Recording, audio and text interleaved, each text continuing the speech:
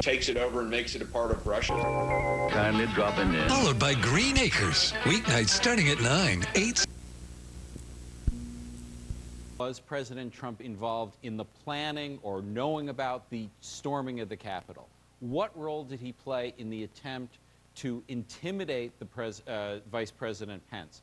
What role did he play in the attempt to put forth fake electors?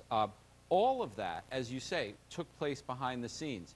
The people we need to hear from are Ivanka Trump, who was there, Mark Meadows, who was there, and also, I think very importantly, yesterday there was a ruling from a federal judge that said some of John Eastman's emails are going to come out. Eastman was the brains of the operation. He was the guy, the law professor, who was giving the legal advice that led to the effort to overturn the election. What do those emails show? That will start to show what the president did. Jamie, you've been doing a lot of reporting on what the committee is up to.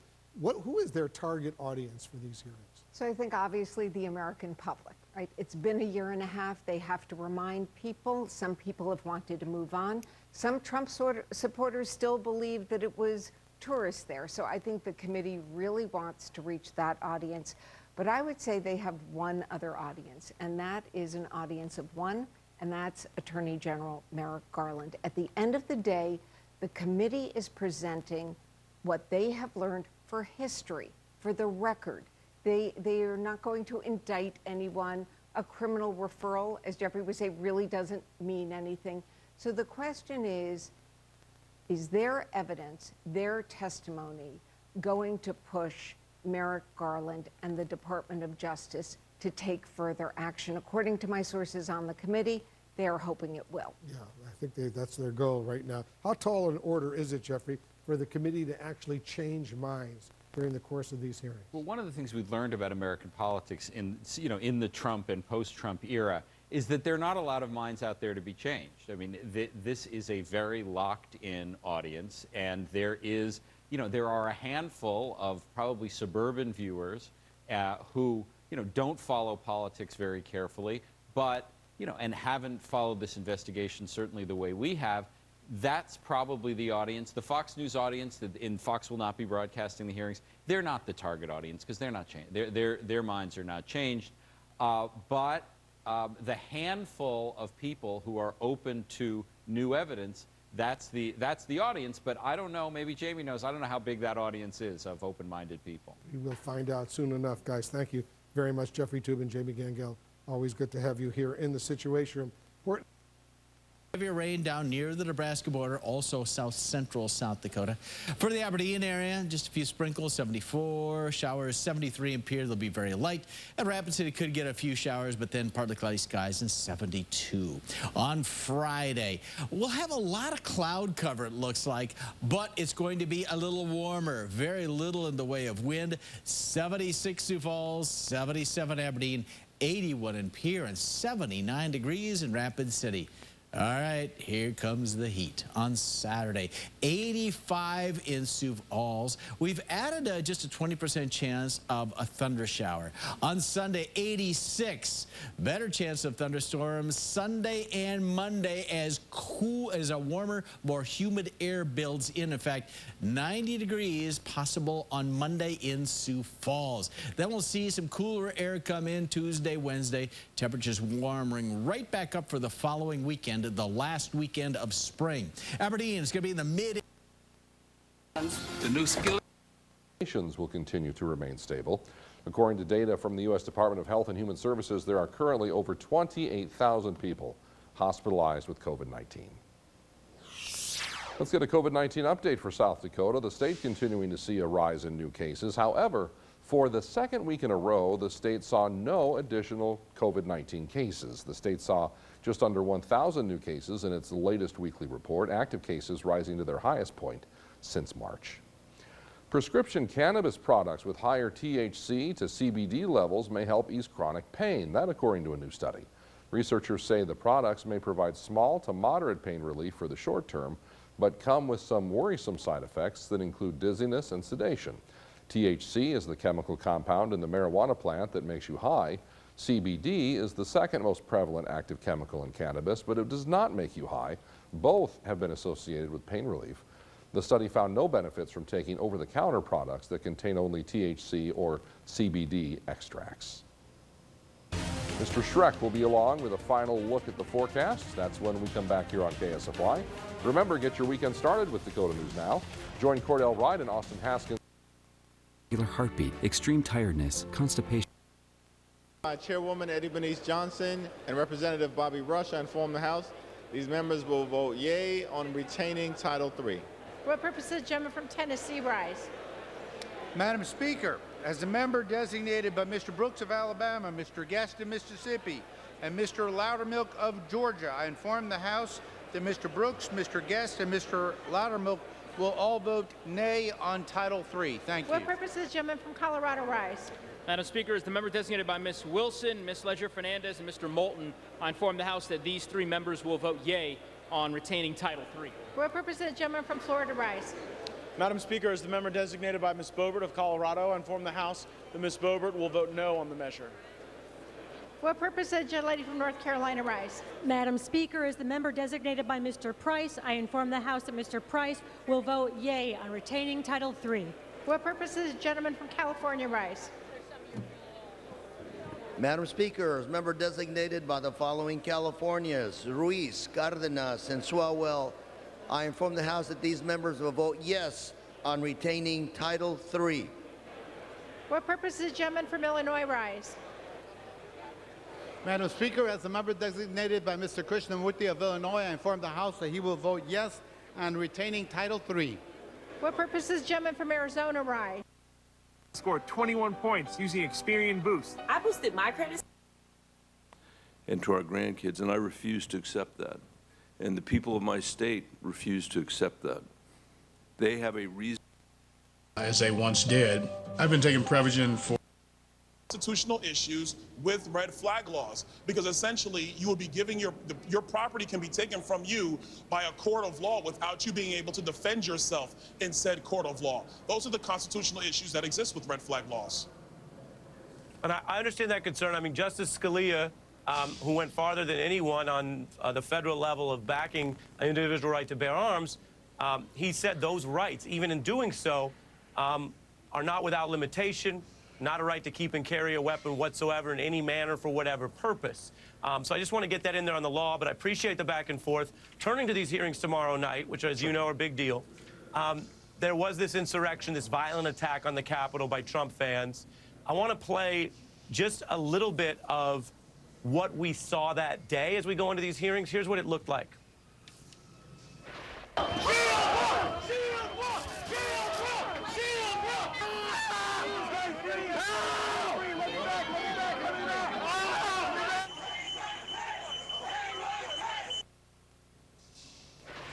Was it wrong for those Trump fans to do all that? Was it an insurrection? And knowing what we know now, if the purpose is to go forward, should Trump and those other people who sent them down to the Capitol have acted differently? Well, first things first, I was on the floor that day. It was a tragedy for the nation. Nobody is allowed to breach a federal building, and I mean nobody. Doesn't matter what side of politics you're on, and I've been crystal clear on that from day one, from that very day.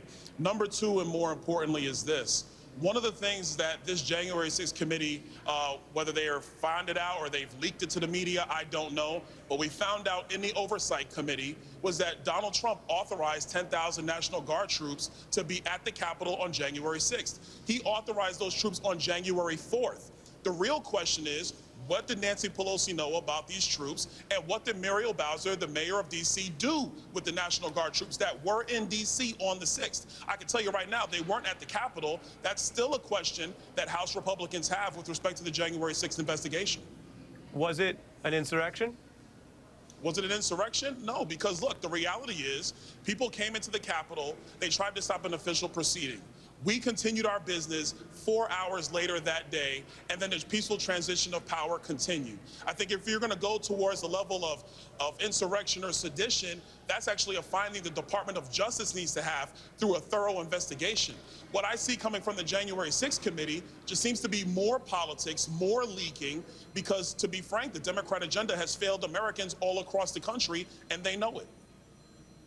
Well, the sedition part, as you say, that is federal law. We could put that up. The leaders that Donald Trump name-checked, including the Proud Boys, are currently awaiting trial. They're legally presumed innocent. But that's the conspiracy to overthrow the government. There's a sedition set of trials there, and there is evidence on that. As for the insurrection, I mean, Mitch McConnell himself declared an insurrection that night. Other people that I know are leaders in your party have done so. And so before I lose you, because it feels like this has moved, and I appreciate you coming on the show to talk about it. It feels like the party has sort of changed its position. Here's what we were hearing around the 6th about how bad this was. Tension is too high. The country is too crazy. I do not want to look back and think we caused something or we missed something and someone got hurt. This is hurting all of us. He is destroying his legacy, Laura Ingraham wrote. He's got to condemn this ASAP, Donald Trump Jr. texted. Chaos, anarchy. The violence today was wrong and un-American. We will not be kept out of this chamber by thugs, mobs, or threats. So, Congressman, I don't mean to make the last question potentially the hardest, but really, when it's all out in the open like that, who do you agree with? Do you agree with McConnell and Rand Paul and some of those Fox people and the president's son, what they said then? Or do you agree with them now? Because you said let's deal in facts. They've obviously completely reversed themselves. Listen, with the audio you just played, everybody condemned the violence on that day when it happened, and we still condemn it today. Like I said, all in hopes of getting Congress to pass gun reform. A mother's heartbreak and warning. Somewhere out there, there's a mom listening to our testimony, thinking, I can't even imagine their pain, not knowing that our reality will one day be hers, unless we act now. Tonight, we also hear from a Texas pediatrician who treated the children. A CBS News investigation, how gun manufacturers are marketing assault-style weapons for young people. Breaking news, a military Osprey 22 like this one crashes in California. The fast-moving developments. Also, the threat to assassinate a Supreme Court justice, a man arrested near Brett Kavanaugh's home in the middle of the night. The disturbing motive revealed. Simone Biles and dozens of top Olympic gymnasts take on the FBI for $1 billion, accusing agents of letting Dr. Larry Nassar continue his abuse. Exclusive new audio. On the day before the blockbuster January 6th hearing, the never-before-heard audio of the House Republican leader describing how he begged Donald Trump to stop the attack. Triple-digit temperatures expected from California to Texas. And could there be a new COVID vaccine on the way specifically for the Omicron variant? This is the CBS Evening News with Norah O'Donnell, reporting from the nation's capital. Good evening, and thank you for joining us on this Wednesday night. We're coming on the air with that breaking news. A military Osprey aircraft has crashed in California with reports of 5 service members on board. We are gathering those late-breaking details right now, so stay tuned. But we are going to begin tonight right here in the nation's capital, where the House of Representatives is voting now on a package of gun control measures that would tighten the nation's gun laws in response to the recent mass shootings. Now, Democrats want to put Republicans on record with these 8 measures, everything from raising the purchasing age for semi-automatic weapons to limiting magazine sizes. And even though those measures are expected to pass in the democratically controlled House, those measures won't make it through the Senate. Instead, a bipartisan group is working on a narrow bill, which critics say won't change much. So the lead up to these votes was heartbreaking testimony from a 4th grade survivor and from parents of a 10-year-old who was killed in Uvalde. CBS's Nicole Killian is going to start us off from Capitol Hill. Good evening, Nicole. This was some of the toughest testimony I've ever heard. Yeah, very difficult day indeed, Nora. And as the debate over how to combat gun violence intensifies here on Capitol Hill, many lawmakers were forced to confront the human toll that it's taking by listening to a young girl who had the courage and instinct to save her own life. My name is Mia Cedillo. This was the moment fourth grader Mia Cirillo relived the nightmare of a gunman entering her classroom at Robb Elementary School in Uvalde, Texas.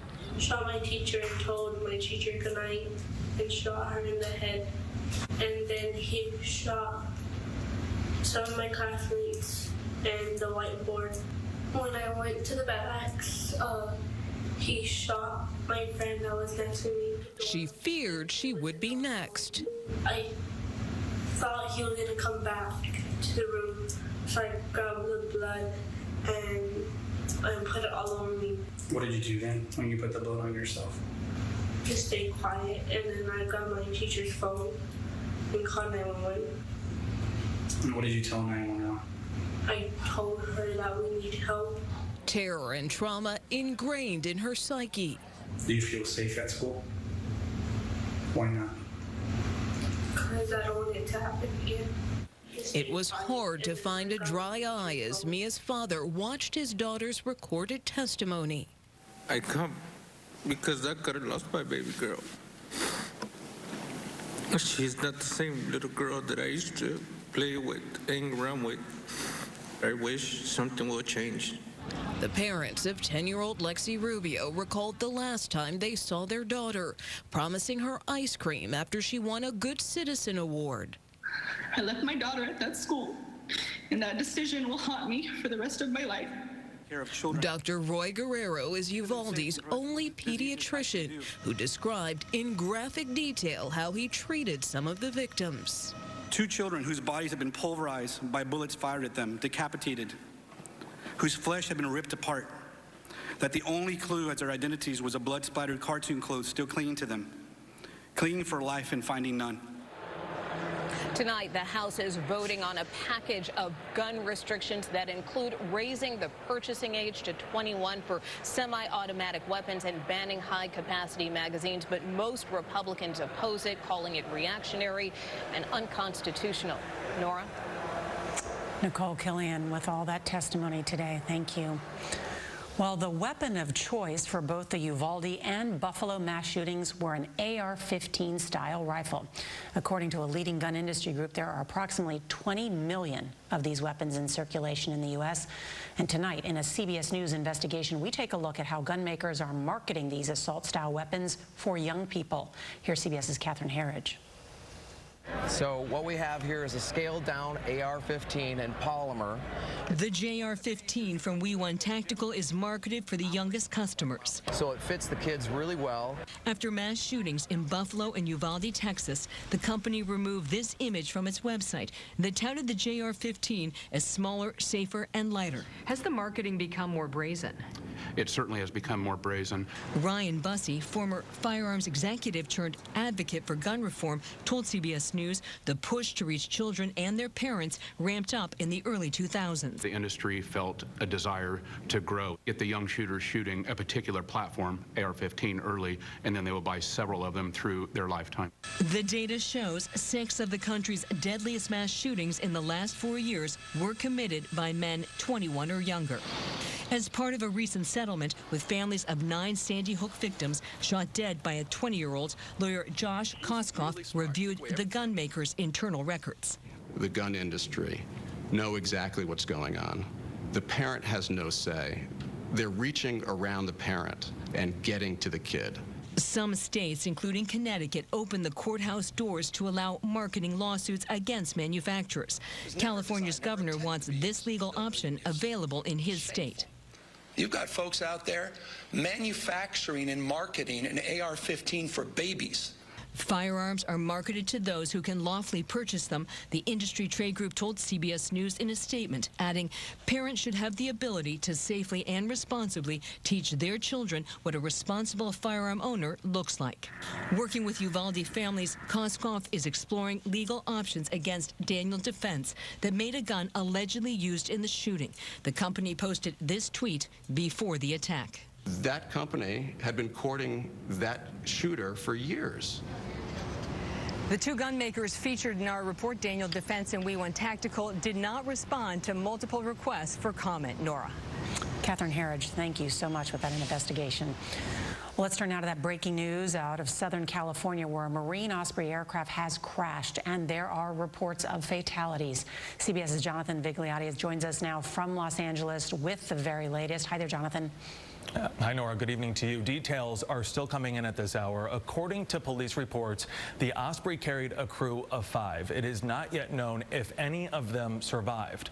The military aircraft crashed in a very remote area more than 200 miles southeast of Los Angeles near the Arizona border. The plane, an MV-22 Osprey, can hold at least 24 personnel. What makes this aircraft unique is it does vertical takeoffs and landings. But over the past they have blamed everything but guns. But we know the United States does not have a monopoly on mental illness, video games, or any other excuse. What America does have is widespread access to guns. The ranking Republican on the committee and his response. Too often tragedies are politicized for partisan gain, and we have seen many seek to leverage these crimes and their victims to push for radical left-wing policies or to buttress their campaigns. And as lawmakers left the hearing, I asked them if they supported that plea from the parents to raise the age on AR-15 style rifles to 21. Republican Byron Donalds. Anything that you heard to get you to support that? No, because the stories are tragic, obviously. I have young kids, they're tragic for me. The truth of the matter is that raising the age from 18 to 21, all that does is take away the constitutional rights of 19 and 20-year-olds in the United States. Democrats on the committee do support raising the age. And unless something gets done, that mother, Kimberly Rubio, with this message to all of the parents watching. Somewhere out there, there's a mom listening to our testimony, thinking I can't even imagine their pain, not knowing that our reality will one day be hers, unless we act now.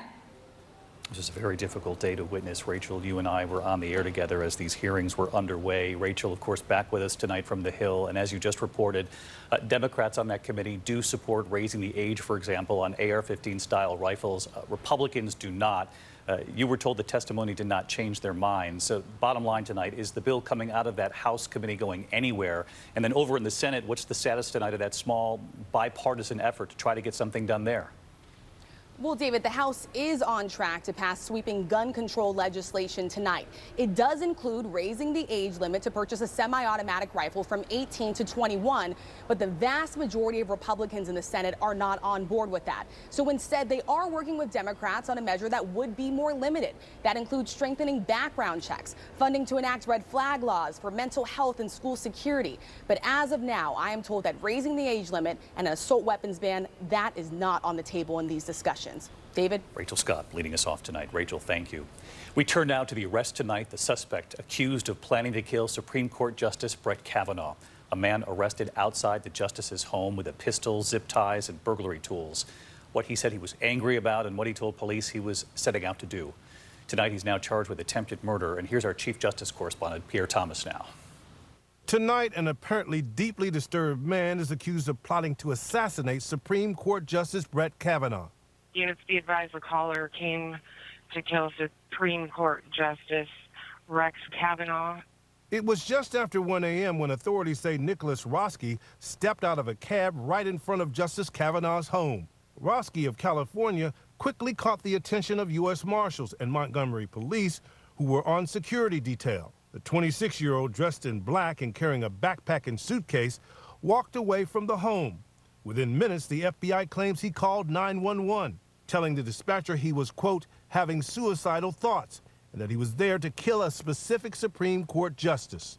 Roski was immediately arrested. Authorities say they discovered a Glock semi-automatic pistol, 2 magazines of bullets, and burglary gear, including a crowbar, hammer, and padded shoes. Threats of violence and actual violence against the justices, of course, strike at the heart of our democracy. Go life, people learn! You don't care if people die! The incident comes amid a series of dramatic protests outside the homes of Supreme Court justices, after the leak of that draft Supreme Court opinion which suggests the justices are planning to overturn Roe versus Wade. An internal DHS memo released this week warning of an increasingly dangerous threat environment, partially stoked by that pending Supreme Court decision. According to authorities, Roski told them he was there to kill Kavanaugh because he was angry over that draft opinion and the Uvalde shooting. Today, reaction in Washington was swift, with Senate Minority Leader Mitch McConnell calling on House Democrats to approve a Senate bill that would enhance security for the justices. This is exactly the kind of event that many feared, that the terrible breach of the court's rules and norms could fuel. David, threats investigated against federal judges, prosecutors, and courthouses nearly quadrupled in the last 4 years. Roski, if convicted, faces up to 20 years in prison, David. All right, Pierre Thomas tonight. Thank you, Pierre. Now to that developing headline as we're on the air tonight, reports of a deadly military crash in California. DAKOTA reports they are promising explosive new evidence. Thursday's primetime hearing will take Americans back to January 6th, when an estimated 2,000 rioters breached the Capitol building, causing the deaths of 5 police officers. Will this committee break through?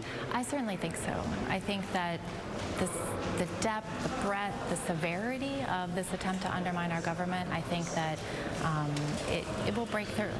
Republicans, including House Leader Kevin McCarthy, have been sharply critical of the panel, calling it overtly partisan. Look, the committee is not a legitimate committee. But in exclusive audio obtained by CBS News from the authors of This Will Not Pass, McCarthy, in a private GOP meeting just days after the attack, spoke of the need for accountability. We cannot just sweep this under the rug. We need to know why it happened, who did it, and people need to be held accountable for it. And I'm committed to make sure that happens. Many in the GOP, including McCarthy, have continued to publicly defend former President Trump. We will never give up. Despite his actions that day. Do any of you on stage still have any concerns about how the former president acted that day, January 6, 2021? No. In another audio excerpt released to CBS, McCarthy, who has refused to testify before the committee, can be heard telling his colleagues about a frantic call for help to the president on January 6th. When they started breaking into my office, myself and the staff got removed from the office. In doing so, I made a phone call to the president,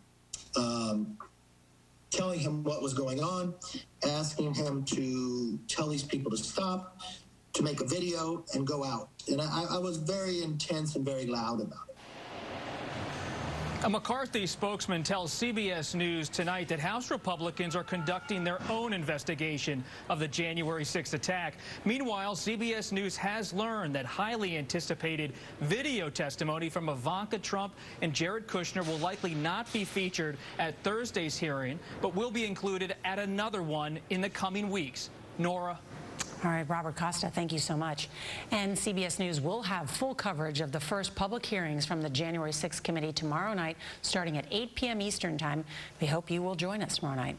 And still ahead on tonight's CBS Evening News, a dangerous heat wave smothers the Southwest. Wait till you see how hot it could get. And there's news tonight about a new COVID booster shot from Moderna. Could it protect? Overall tonight, Trevor, thank you. Overseas tonight into the war in Ukraine tonight, Russia claiming major new gains, now claiming control of almost all of the Luhansk region, one of the 2 so-called independent republics at the center of this war.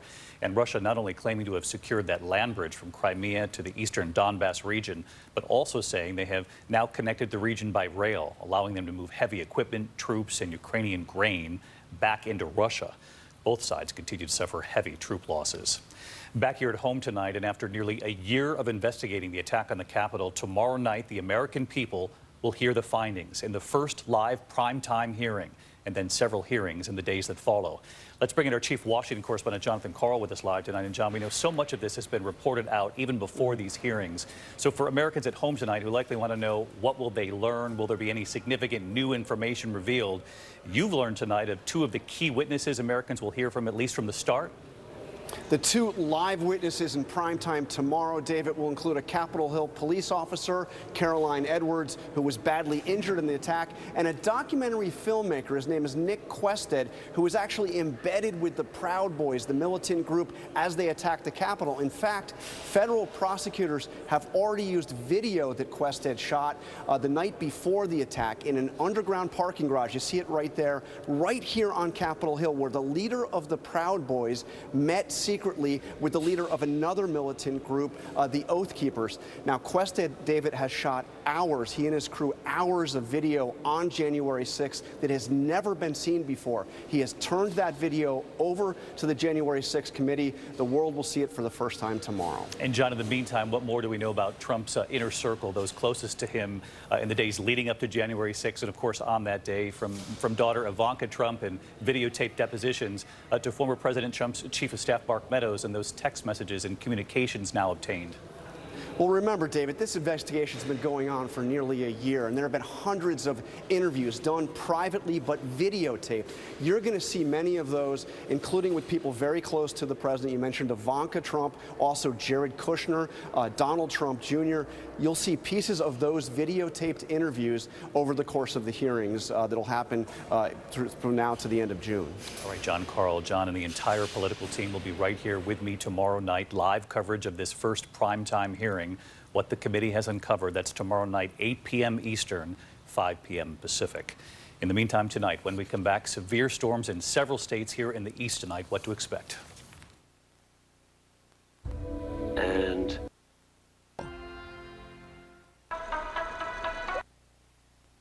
call now for this free book on maximizing your income. But most people don't get away with it. For everyone else, it's not a game, it's not a move, it's real life, real jobs. And if any of this at times has sounded technical or techie, believe me, we're not interested in the hardware here or the algorithm on its own. We're interested in how people with this much power use their power in ways that can affect you and our democracy. So here's a concrete, real example, offline, from Musk's history along the same lines. Did you know he once did a PR stunt where he was trying to push the sale of flamethrowers, delivering these rockets out to people? It drew outrage, it drew understandable safety concerns and pushback from none other than Joe Rogan. Does anybody tell you no? What kind of unhinged people are going to be buying a flamethrower in the first place? Do we really want to connect ourselves to all these potential arsonists? Yeah, it's a terrible idea. Terrible. Shouldn't buy one. It's a terrible idea. You shouldn't buy one. Again, ha, ha, ha. But who's the joke on? Well, with the billionaire, most of the time, even if he says the opposite, it's on you.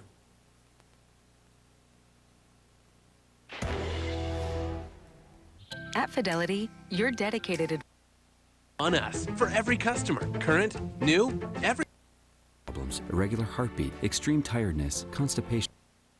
Wolf, and his main 2 issues that he has the lowest approval rating on, the lowest confidence from voters in his handling of it, is when it comes to the economy and when it comes to dealing with guns. Obviously, 2 things that the White House has been focused on lately. We should note they've been putting this focus on the economy, saying they are going to do a lot of events on that and inflation and focusing on Americans paying in this month of June. And this also comes when it comes to guns, as the White House Chief of Staff Ron Klain says they are cautiously optimistic about the progress that they're seeing on Capitol Hill. We shall see. Caitlin Collins in Los Angeles for us. Thank you very much. Coming up, some of America's best-known Olympic athletes now seeking $1 billion from the FBI for allegedly mishandling their sexual abuse claims against Larry Nassar. We'll be right back. Ever get a sign the universe is trying to tell you something? 1, call the number on your screen. 2, man, I've been everywhere, man. I've been everywhere. By surgery. Way. This all happened yesterday on what would have been his birthday. That renaming coming just days after a new 100-foot mural memorialized the celebrated musician. The Minnesota Twins also getting into the spirit, giving away Prince t-shirts to fans. The music legend died in 2016 from an accidental fentanyl overdose. Tyler, let's check our forecast. That is when we come back. The I-Team digs deeper into... They're all attacking America's tech innovators. The left's radical liberal bill would take away the digital tool. I just couldn't find my way out of it. A low nervous system condition. Today, Keytruda is FDA. Evans, Ms. Moore, Mr. Swazi, Mr. Ryan, Mr. Lowenthal, Ms. Barragan, and Mr. McEachin. I inform the House that these 8 members will vote yes on retaining Title VI.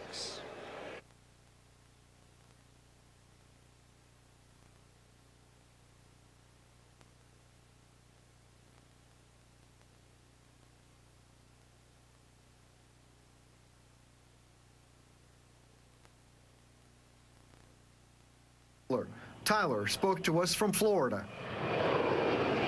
So I put a police report in, and then I was like, what would I do if I just stole all this stuff? Police found Tyler's bag in an airport bathroom, but the electronics and other valuables had been taken out. So Tyler started.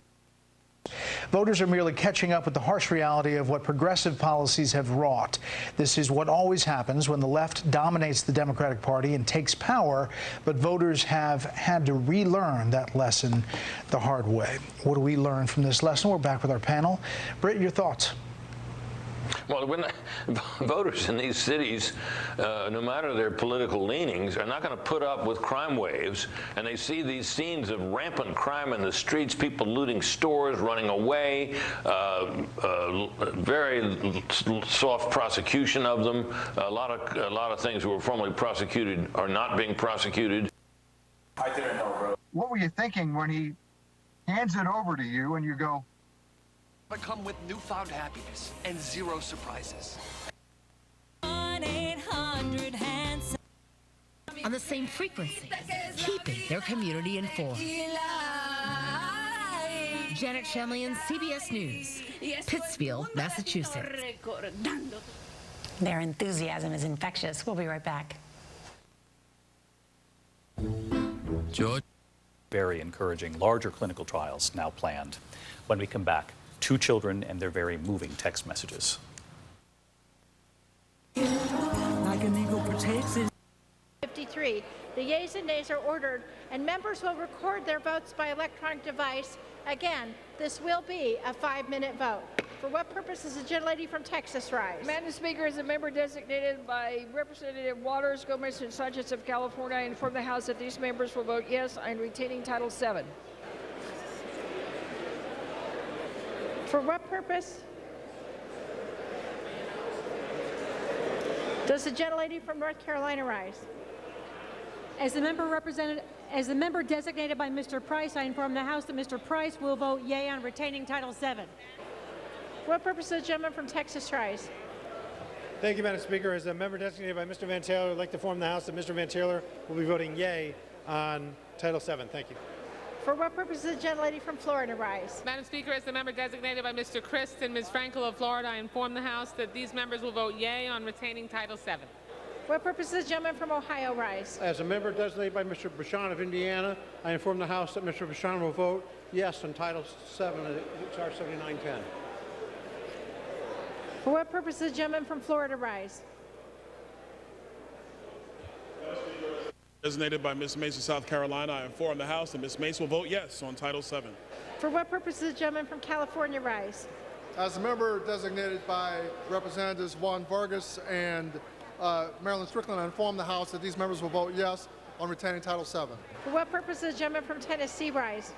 Madam Speaker, Joe Biden isn't calling to defund the police. As a matter of fact, today he was wondering why all the billions of dollars he sent through the American Rescue Plan to cities and states haven't been spent on hiring more police. Right. So I think that, you know, we're seeing the true colors of regular Democratic voters, and, you know, they are making a correction.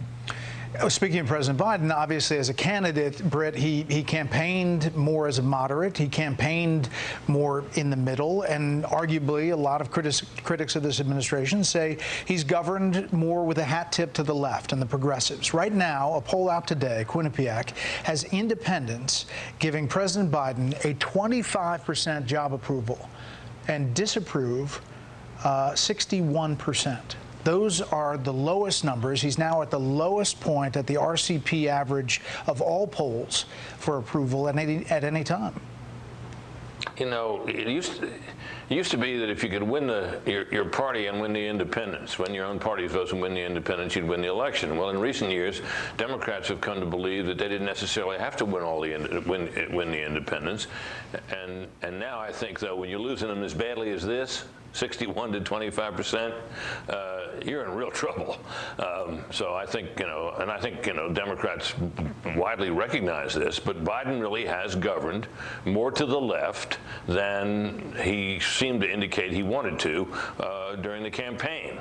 So, although during the campaign he did say some pretty lefty things like, I'm going to end fossil fuels.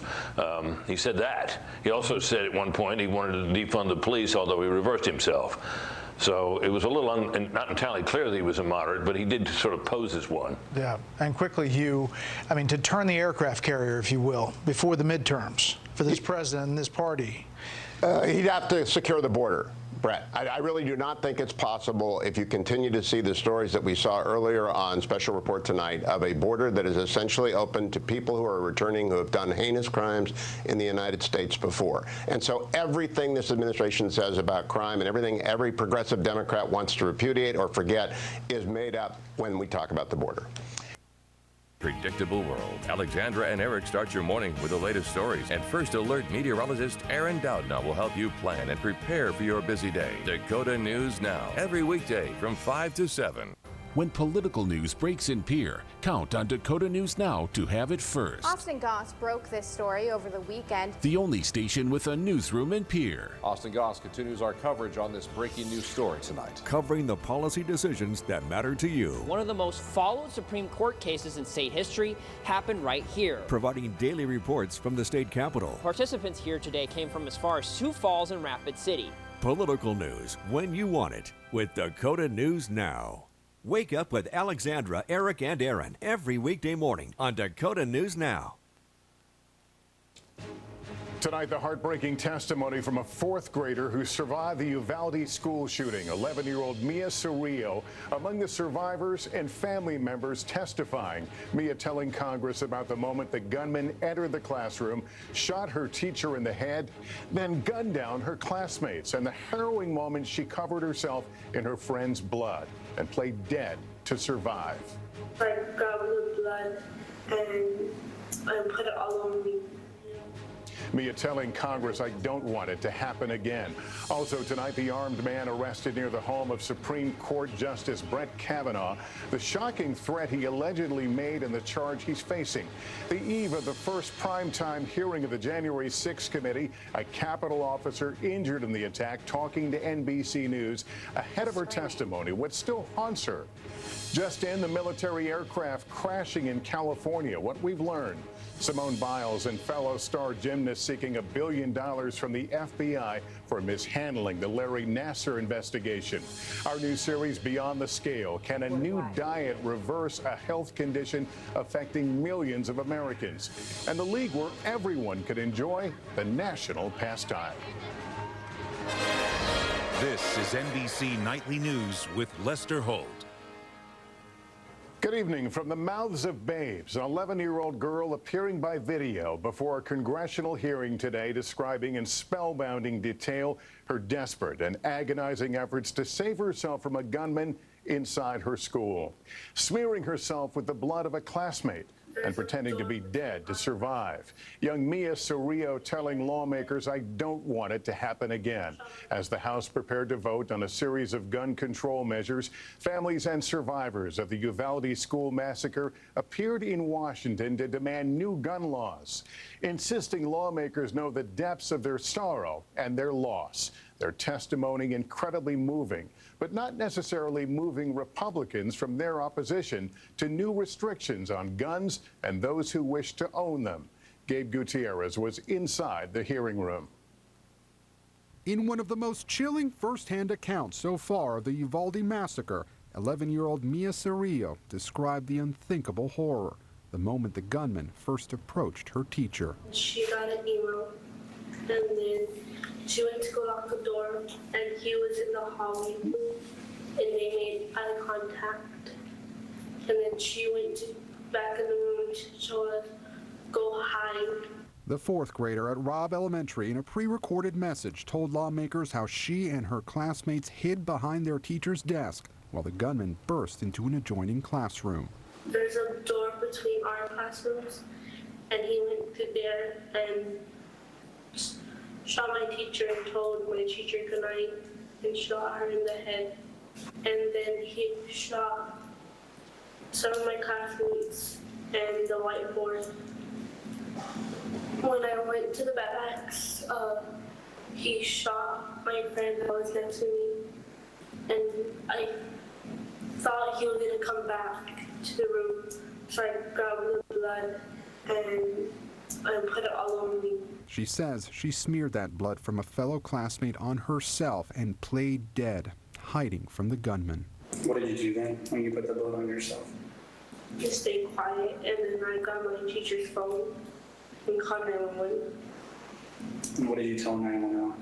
I told her that we need help and to send the police in our classroom. Law enforcement would not storm that classroom and take out the gunman for more than an hour. Today, amid growing outrage over the actions of officers, the Justice Department announced a review of the police response to the shooting. If there was something that you want people to know about that day and about you, right? Or things that you want different, what would it be? To have security. Do you feel safe at school? Why not? Because I don't want it to happen again. And you think it's going to happen again? Deeply traumatized, she was not in the hearing room today. Her devastated father was. She's everything, not only for me, but her siblings and her mother. I wish something will change, not only for our kids, but every single kid in the world, because schools are not safe anymore. Dr. Roy Guerrero, Uvalde's only pediatrician, rushed to the hospital. He'd hoped to find more survivors.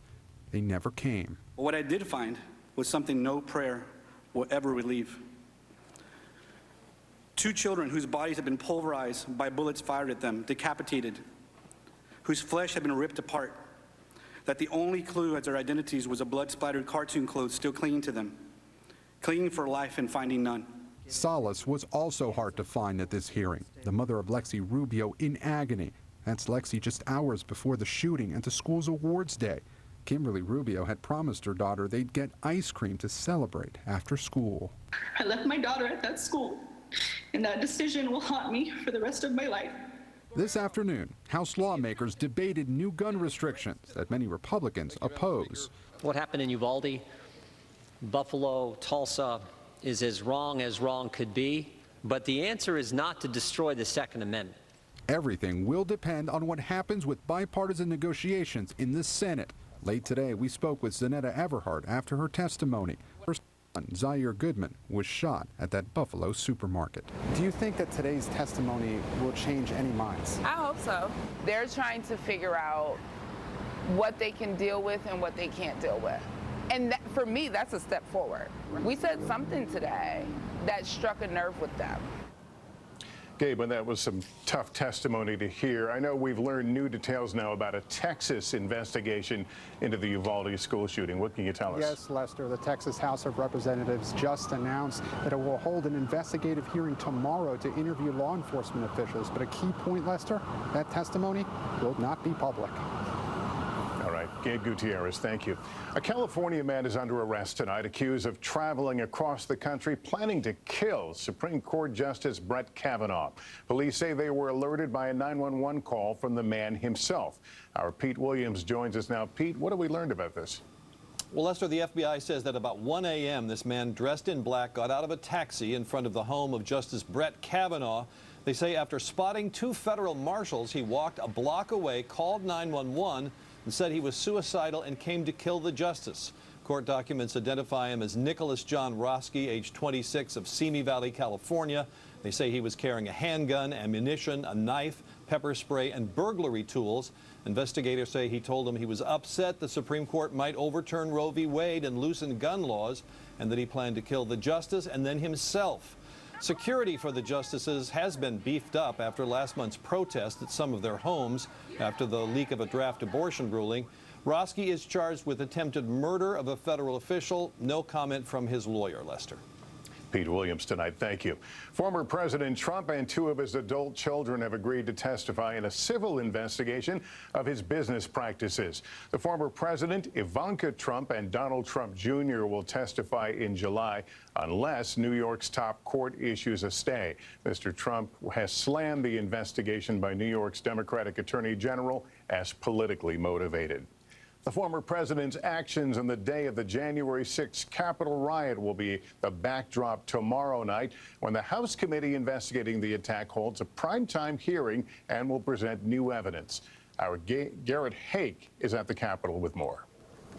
The January 6th committee now prepared to present their case in prime time, kicking off a series of hearings tomorrow night, which they believe will connect the violence at the Capitol to a Trump White House conspiracy to overturn the 2020 election results. What are you hoping to accomplish with this first hearing? Those of us who are here are hoping that it communicates the absolute gravity and immensity of these events, as well as how bloody dangerous it was for everybody who was present.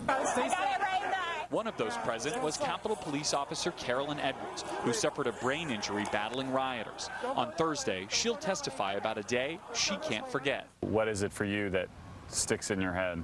The screaming. When somebody shows me footage of the 6th, I have to have them turn off the sound, because that sound, that screaming, that just constant, I can't hear it. It takes me back to a very bad place. The hearing's second witness, a documentarian embedded with the far-right Proud Boys group, who will share violent video of the attack never before seen publicly. Most Republicans dismissing the committee's work as political theater. This is completely choreographed presentation, completely partisan. The good news is the American people have figured all that out.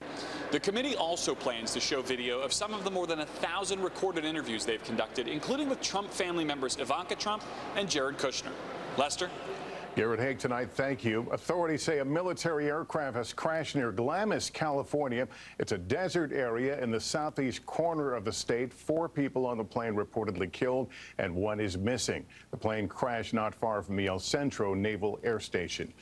Also here in California, the progressive district attorney of San Francisco is out of a job. With crime rising, voters rejecting an approach that critics call soft on crime. Jake Ward is there tonight. Tonight, new fallout after a stunning defeat. Voters in one of the most progressive cities in America removing their progressive district attorney from his job. People are right to be frustrated. There's so much room for improvement. Chesa Boudin was elected touting alternatives to prison and recalled in a landslide, facing criticism for being soft on crime. With San Francisco struggling with rising homelessness, hate crimes, and violence, his defeat now a warning to other progressive prosecutors, like DA George Gascon in L.A., facing a possible recall election of his own. And in New York, DA Alvin Bragg openly criticized by fellow Democrat Mayor Eric Adams. No one takes criminal justice seriously anymore. These bad guys no longer take them seriously. They believe our criminal justice system is a laughing stock. Tonight, President Biden urging mayors and police chiefs to act. It's time the states and the localities spend the money they have to deal with crime. Meanwhile, Boudin supporters are concerned the priorities of progressive prosecutors are at risk. Professor Laura Bazelon investigates wrongful convictions in San Francisco. We have other cases that are in the pipeline. Our work is on the chopping block, too. I've been robbed on Mission Street. I was jumped on 6th Street. But tonight, San Francisco voters like liberal Democrat and sandwich shop owner Adam Mesnick demanding change. The top cop has failed. Between the enormous amount of money spent on this recall and the enormous national attention it received, it's clear that rising crime rates are going to be a major issue in the midterms. Lester?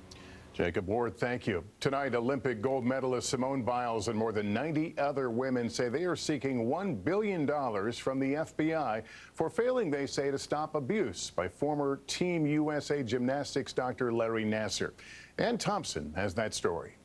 Liability and accountability. America's most decorated gymnasts have been outspoken in their criticism of the FBI.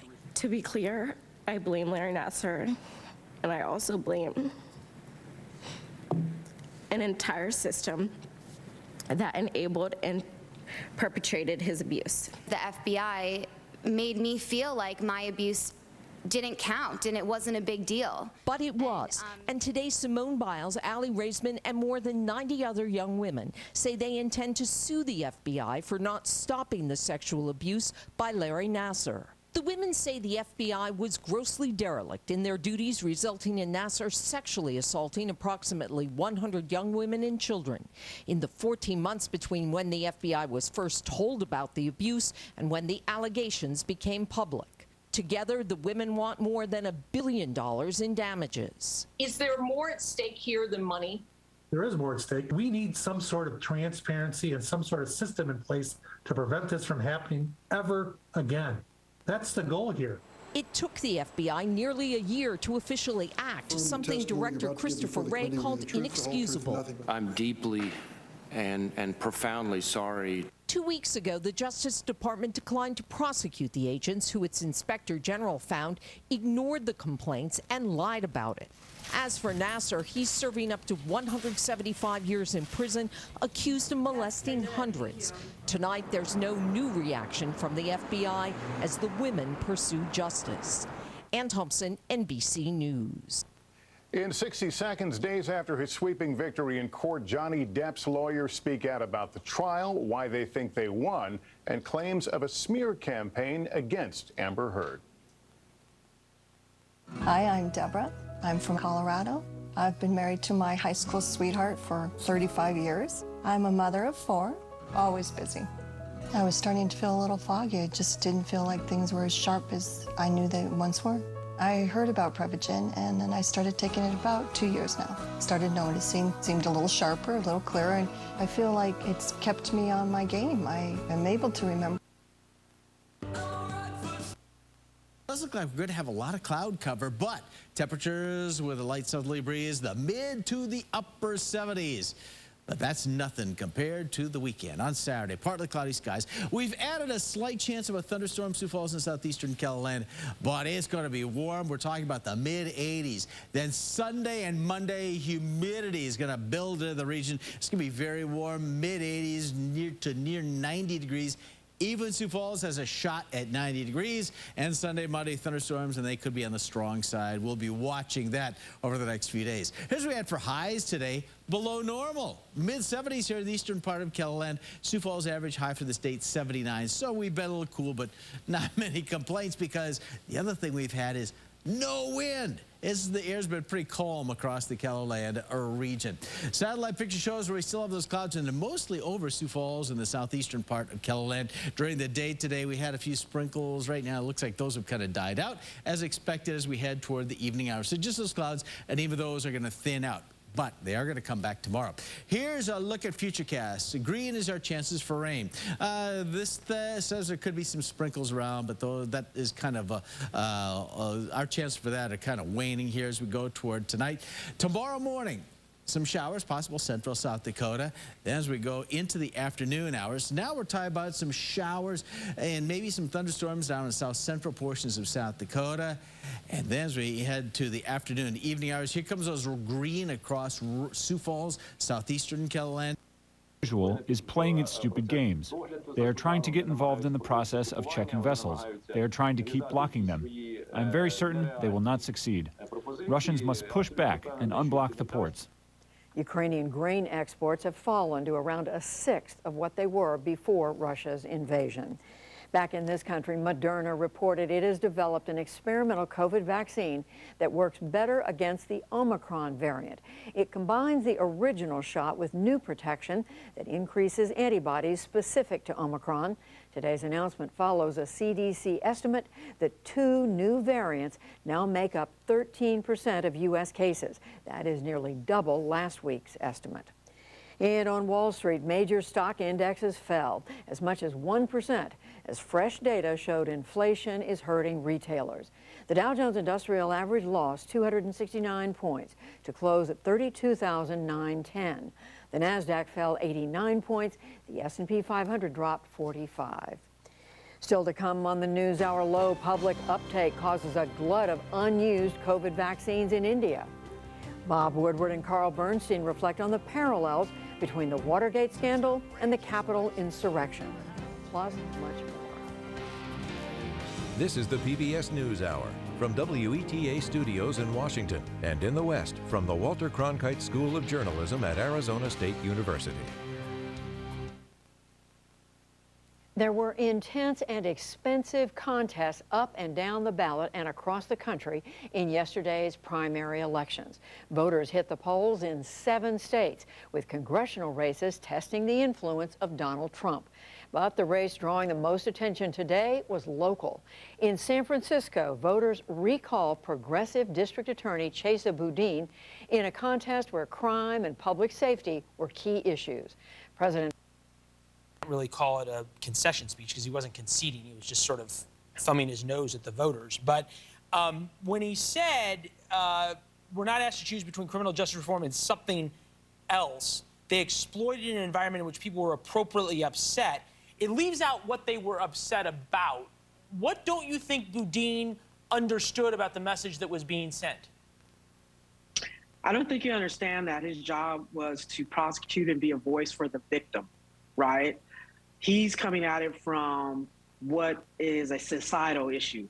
We can't go into people's homes and raise their kids and teach people right from wrong, right? We get involved with people when they do something that brings us to their attention that they've committed a crime, right? But the things he's talking about, that should be in the home. And that's not what you're supposed to be doing as a prosecutor. That's great and all. So go work for a think tank. Go, start an organization to go help people raise their kids better. But that's not what a prosecutor's job is. So let's get it straight. Prosecute. Do your job. Well, come back and talk to us when the new appointed prosecutor is in office to see if... An appearance.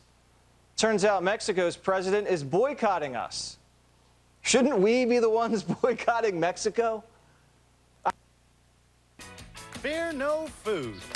New. To help my students learn by Having you back with me. Today, the Justice Department announced that there's a team, and that team is going to review the law enforcement response to the shooting in Uvalde. And the Attorney General, though, did make it clear that this is not a criminal investigation. Is that good enough for you? Aaron, we've talked about over and over about the errors, human errors, the system errors, and I know that that's important to people, and it's important to me to make sure that we get the right answers. But probably more important to me is that Mrs. Rubio, Mr. Rio, and Dr. Guerrero, they get the answers that they need. When our politicians going to start doing their jobs, they care more about Daniel's defense than they do about mothers in our country. There's a man that I've talked to just about every other day, a strong man trying to keep it together for his wife. His wife is still in her bedroom. She cannot get out. I mean, do people not understand what's going on in this country? We have to do something about getting these guns out of the hands of 18-year-olds. Do the minimum. Greg Abbott in Austin can't do anything, and folks in Washington just simply don't do anything. Enough is enough.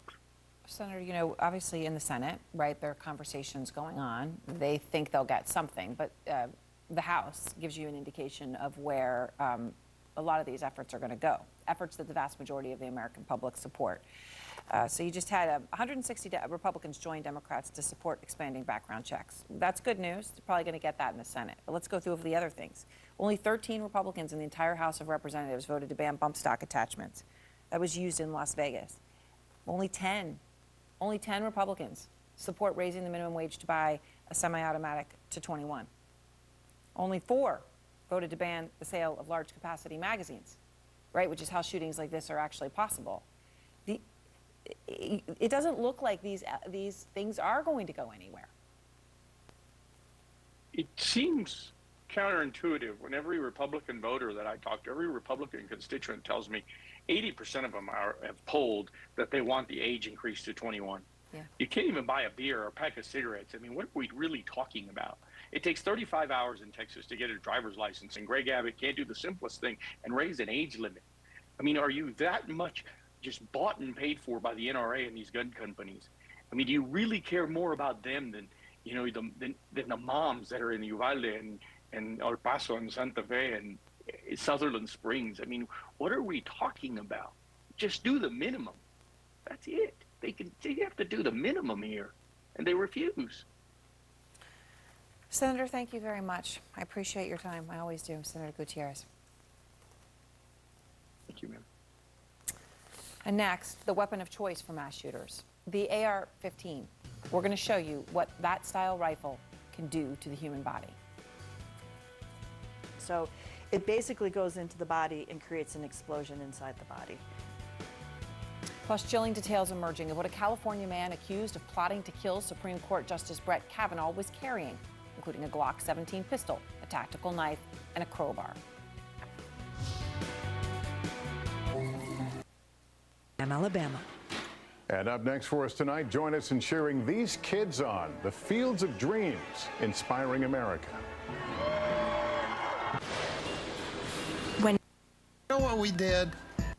Bonta just easily coast into those runoffs. So maybe not as angry at the state level officials. Amy, just quickly staying on this question about crime and whether people feel safe, is there some kind of national message from this? Well, I think we're seeing it play out not just in Los Angeles and San Francisco, but also we saw it in the New York mayor's race. Again, these are really local issues, but Democrats still feeling, as you heard from President Biden, feeling somewhat wary of the fact that Democrats had been labeled now for the last couple of years as being for, say, defunding the police, not as strong on pushing back on criminals, electing more progressive DAs. And so Democrats have been trying for the last 2 years to shed that image and to support policies and candidates that are stronger on those issues. And we've even heard President Biden saying we're not for defunding. That's right. Trying to push that. That's right. And just quickly, I do want to come back to you, Amy, because there were a number of House Republicans who we know voted for an independent commission to look into what happened on January the 6th. Some of them have been pushed or have left politics, but we looked at, there are what, a number of them who were in primaries yesterday, and what do we see from the results here? Yeah, you know, overall, Judy, we know that in the next Congress, there are going to be fewer members, either because they retired or resigned, or they lost in a primary, fewer Republican members who either voted to impeach the president, voted for the January 6th commission, even some who voted for the bipartisan infrastructure bill. In other words, supporting Donald Trump still is a major issue, or showing fealty to Donald Trump is still a major issue in these primaries. So what we have in Mississippi, one of the Republicans there, Representative Guest, is likely in a runoff with a Republican who ran to his right in the primary, saying basically he's just not a real Republican. He's a so-called rhino, in part because of his support for the January 6th commission itself. Nothing else but for the January 6th commission. And so when we talk about Trump's hold on the party, he may not have the same influence that, say, he would like to have, but in terms of the kinds of people who are coming back to Washington in 2023, very few of them will have stood up to Donald Trump. Very, very, yeah, and that's telling when you put it all together. Right. Amy Walter and Marisa Lagos, thank you both. We appreciate it. Thanks, Judy.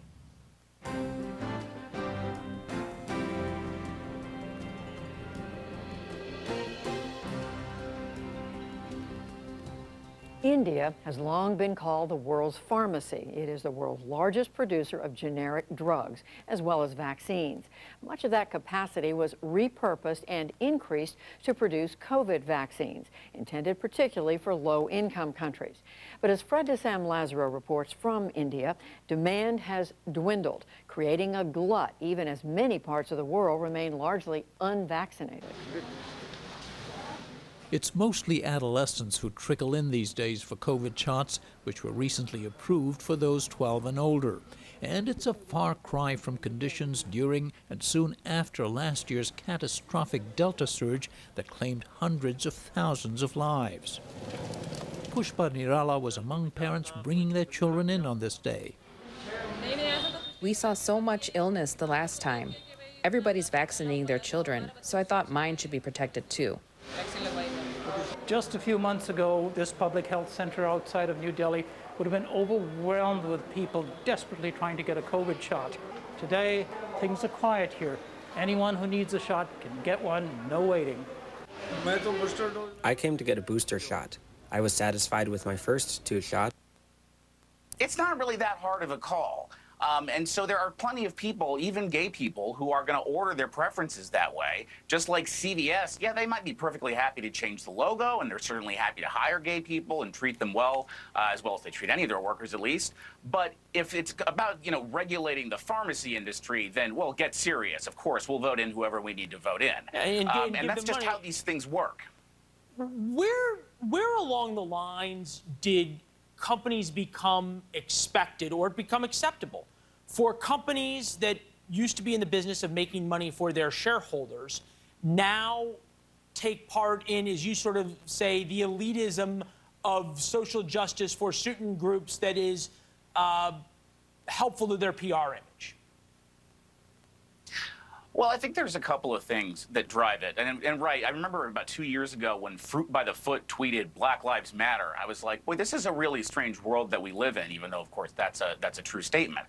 I think what it has to be in part understood about is competing for talent, right? So if you are a company or a law firm or a university or whoever, and you want to compete for the elite talent, the top managers, the top people, you're going to want to send a message that if they come and work for you, that this is the kind of workplace you're going to feel comfortable in. This is not a place where your, sexual identity or your race or anything else about you is going to be some kind of problem. I mean, you can think about the CIA's, super woke ID politics ad from a few months ago that you may remember. This is about, I think, trying to retain certain elite talent, because there's a lot of it, while on the other hand, if you're as we've said, if you're a worker or some guy living in Saudi Arabia and you're gay, well, they don't have any interest in you because they don't need your talents, and so they're perfectly happy to bomb you into the Stone Age. Flip that around, or to sell weapons to the country that and protect the regime that's going to hang you. If you flip that around, though, how much of this has to do with the executives liking to feel good about themselves when they go to their parties in the Hamptons, in the same way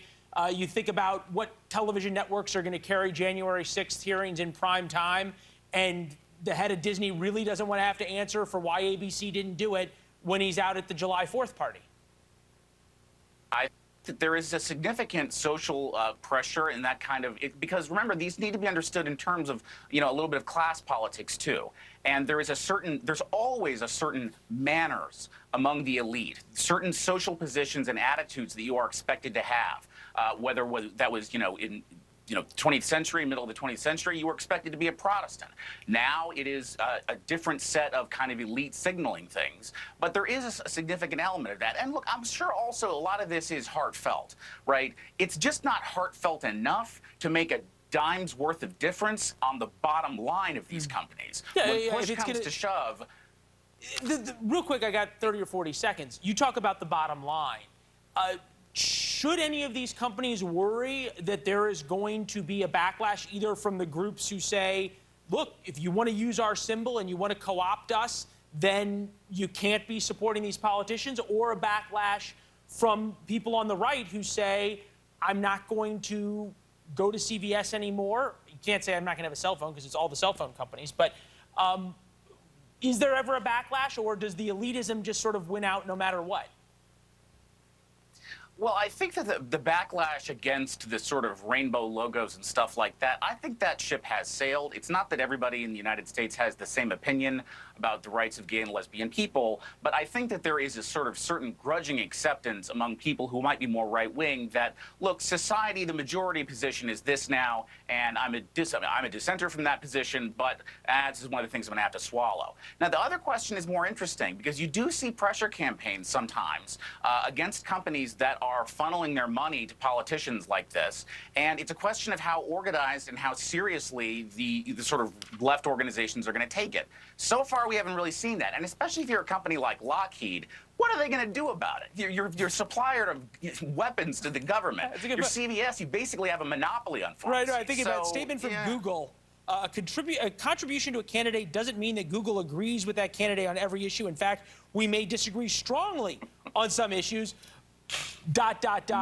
But we really need their vote because they're on whatever committee regulates us, thus it's okay.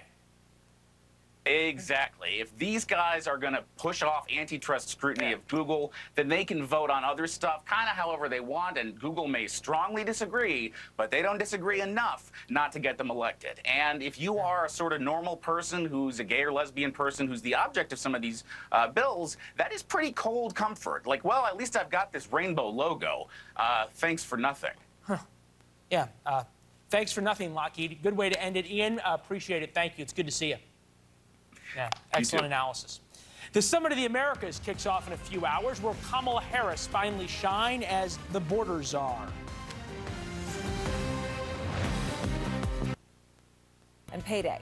Professional golfers from Dustin Johnson to Phil Mickelson ditching the PGA Tour for the Saudi Golf Tour. Some reportedly earning 9 figures to make the jump.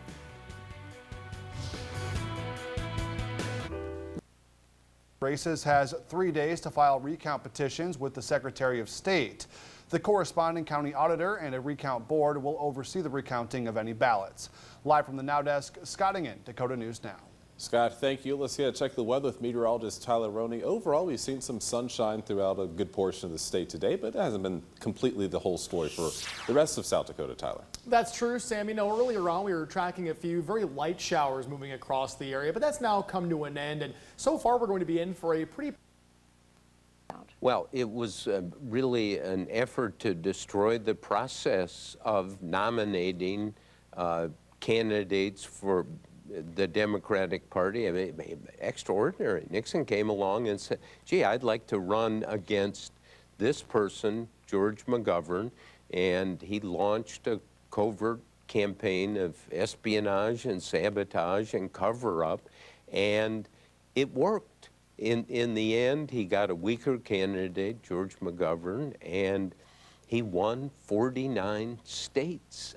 It was one of the great crimes of not just politics, but never seen anything like this until recently. Yeah, and that's what I want to ask you about. As we think back, though, to President Nixon, Carl, one of the just enduring memories was from the Senate hearings, the late Senator Sam Ervin. And in one of those hearings, that famous moment when we heard the actual audio recording from inside the White House, would Richard Nixon have been brought down if that hadn't happened? It was the so-called smoking gun tape. It's very possible he would not have been brought down. We don't know. It's if history. But it's very important to understand the progression from Richard Nixon's criminality to Donald Trump's criminality. They are both criminal presidents of the United States, but then Trump went further. He is the first seditious president in our history. How did that happen? He decided he would not abide by the election, the duly constituted free election of Joe Biden as the President of the United States, and staged a coup to keep Biden from taking office. The law calls for the election of the President of the United States to take place at 1 p.m. on January 6th. And there was a great effort, a conspiracy extending to the President to keep that 1 p.m. appointment from happening. And the object of all of this, including the demonstrations and breaking into the Capitol of the United States by the insurrectionists, was to keep this election of the president from happening so Trump could stay in office and Biden could not. But the idea of the President of the United States trying to stage a coup such as this is extraordinary, insidious, and we've never seen anything like it in our history. And never seen anything like it, and yet, Bob, the two of you write in this new foreword about the parallels between the two. You write they were both insecure, you say paranoid. You say each viewed the world through the prism of hate. Yes, I mean, there's so much hate in the politics of Nixon and of Trump. But what really struck us when you look at all of this, Trump is staking his claim now that the election was stolen. Well, he lost. He did not win. And Carl and I and Bob Costa, who I worked with on Peril, spent a lot of time looking for evidence to suggest or show that this was the 2020 election was fraudulent and stolen. There is zero evidence. It just doesn't pass the common sense test. But I agree with Carl. It really was sedition, a seditious action by Trump trying to overturn it. And he failed. I mean, now maybe he'll run again. I mean, that word, you know, stops us cold. Carl, you used it a minute ago. You said seditious. Bob just said sedition. I mean, that is something that the two of you did not accuse Richard Nixon of. This is something, this is a different level. It certainly is, because Richard Nixon resigned. He went to the South Lawn, got on a helicopter, and went into private life. Donald Trump was trying to attempt to not leave the White House, to continue illegally as the President of the United States.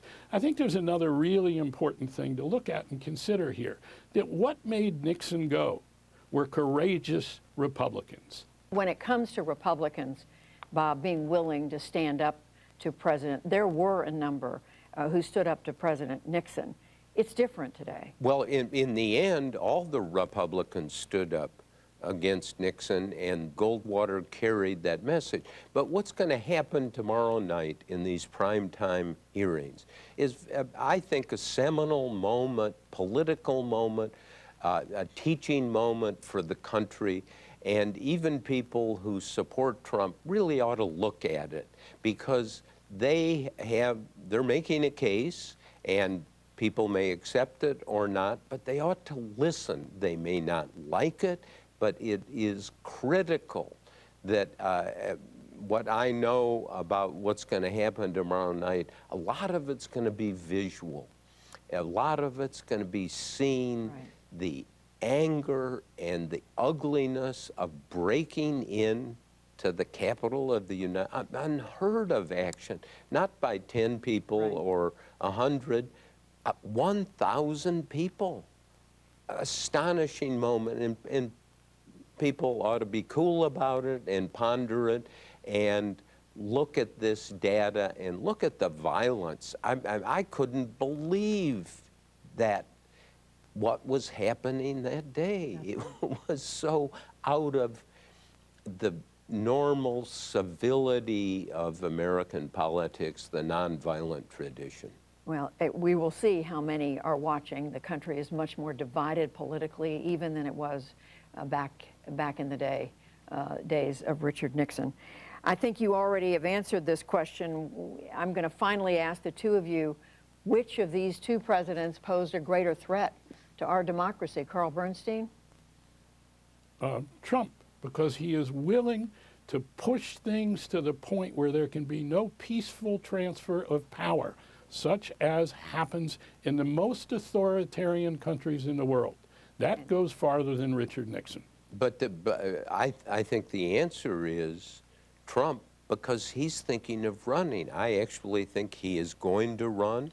I think he is going to be recruited by lots of moneyed Republicans, and he's going to say, look, the people are calling, I've got to run, and he's running again. And in the 4 years he held office, he learned in a somewhat haphazard way, but he learned where the levers of power are.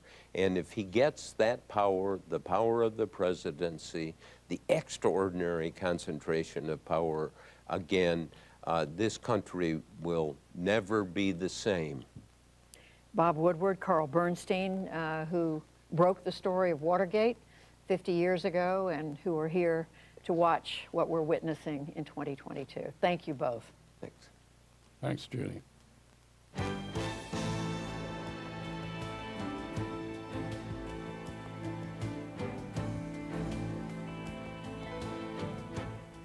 And we'll be back shortly with some of the messages commencement speakers shared. Just makes plain old sense.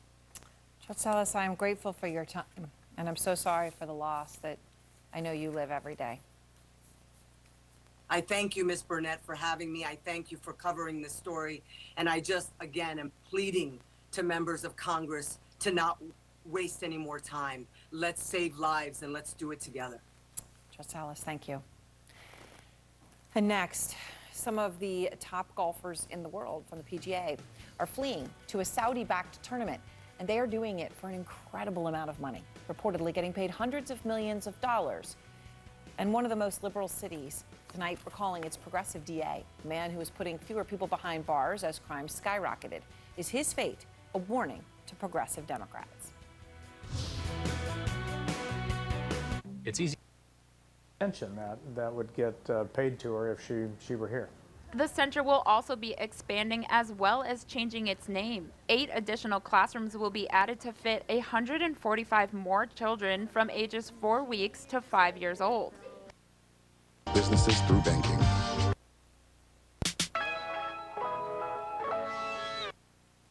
Because it's like if you do a ride along with local police and I got 30 seconds. Citizen, when you were talking, you can shoot the face. When you were talking to these ICE agents, even off the record, don't give me names, were they a little frustrated that they're arresting these dangerous felons, shipping them back home, and so many of them are still coming back across?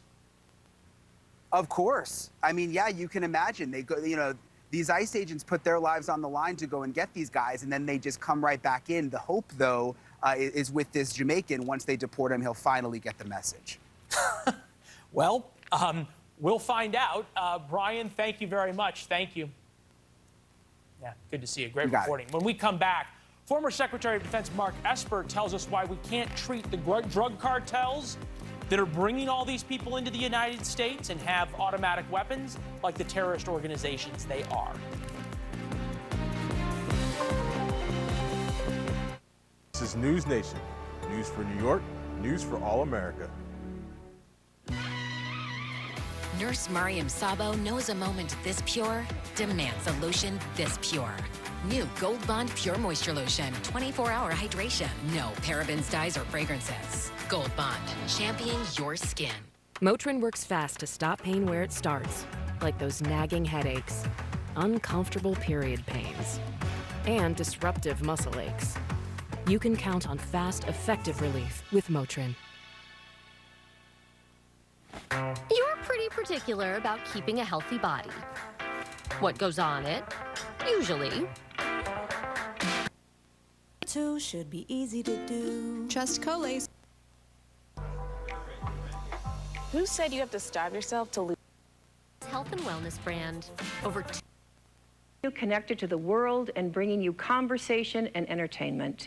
Your contribution will go a long way in helping SDPB continue to be that companion for all people across South Dakota. There's a lot of great benefits for being a member, but have you heard about SDPB Passport? The power can't be overstated. You'll be able to enjoy thousands of hours of public television programs, including masterpiece dramas and mystery, catch up on Nature and Nova, Finding Your Roots, and so many, many more. There's always something you love. With your General Tire, you have young as you feel. Don't. Third season, exactly where we left off. The pain. Love that. For those that don't know the story.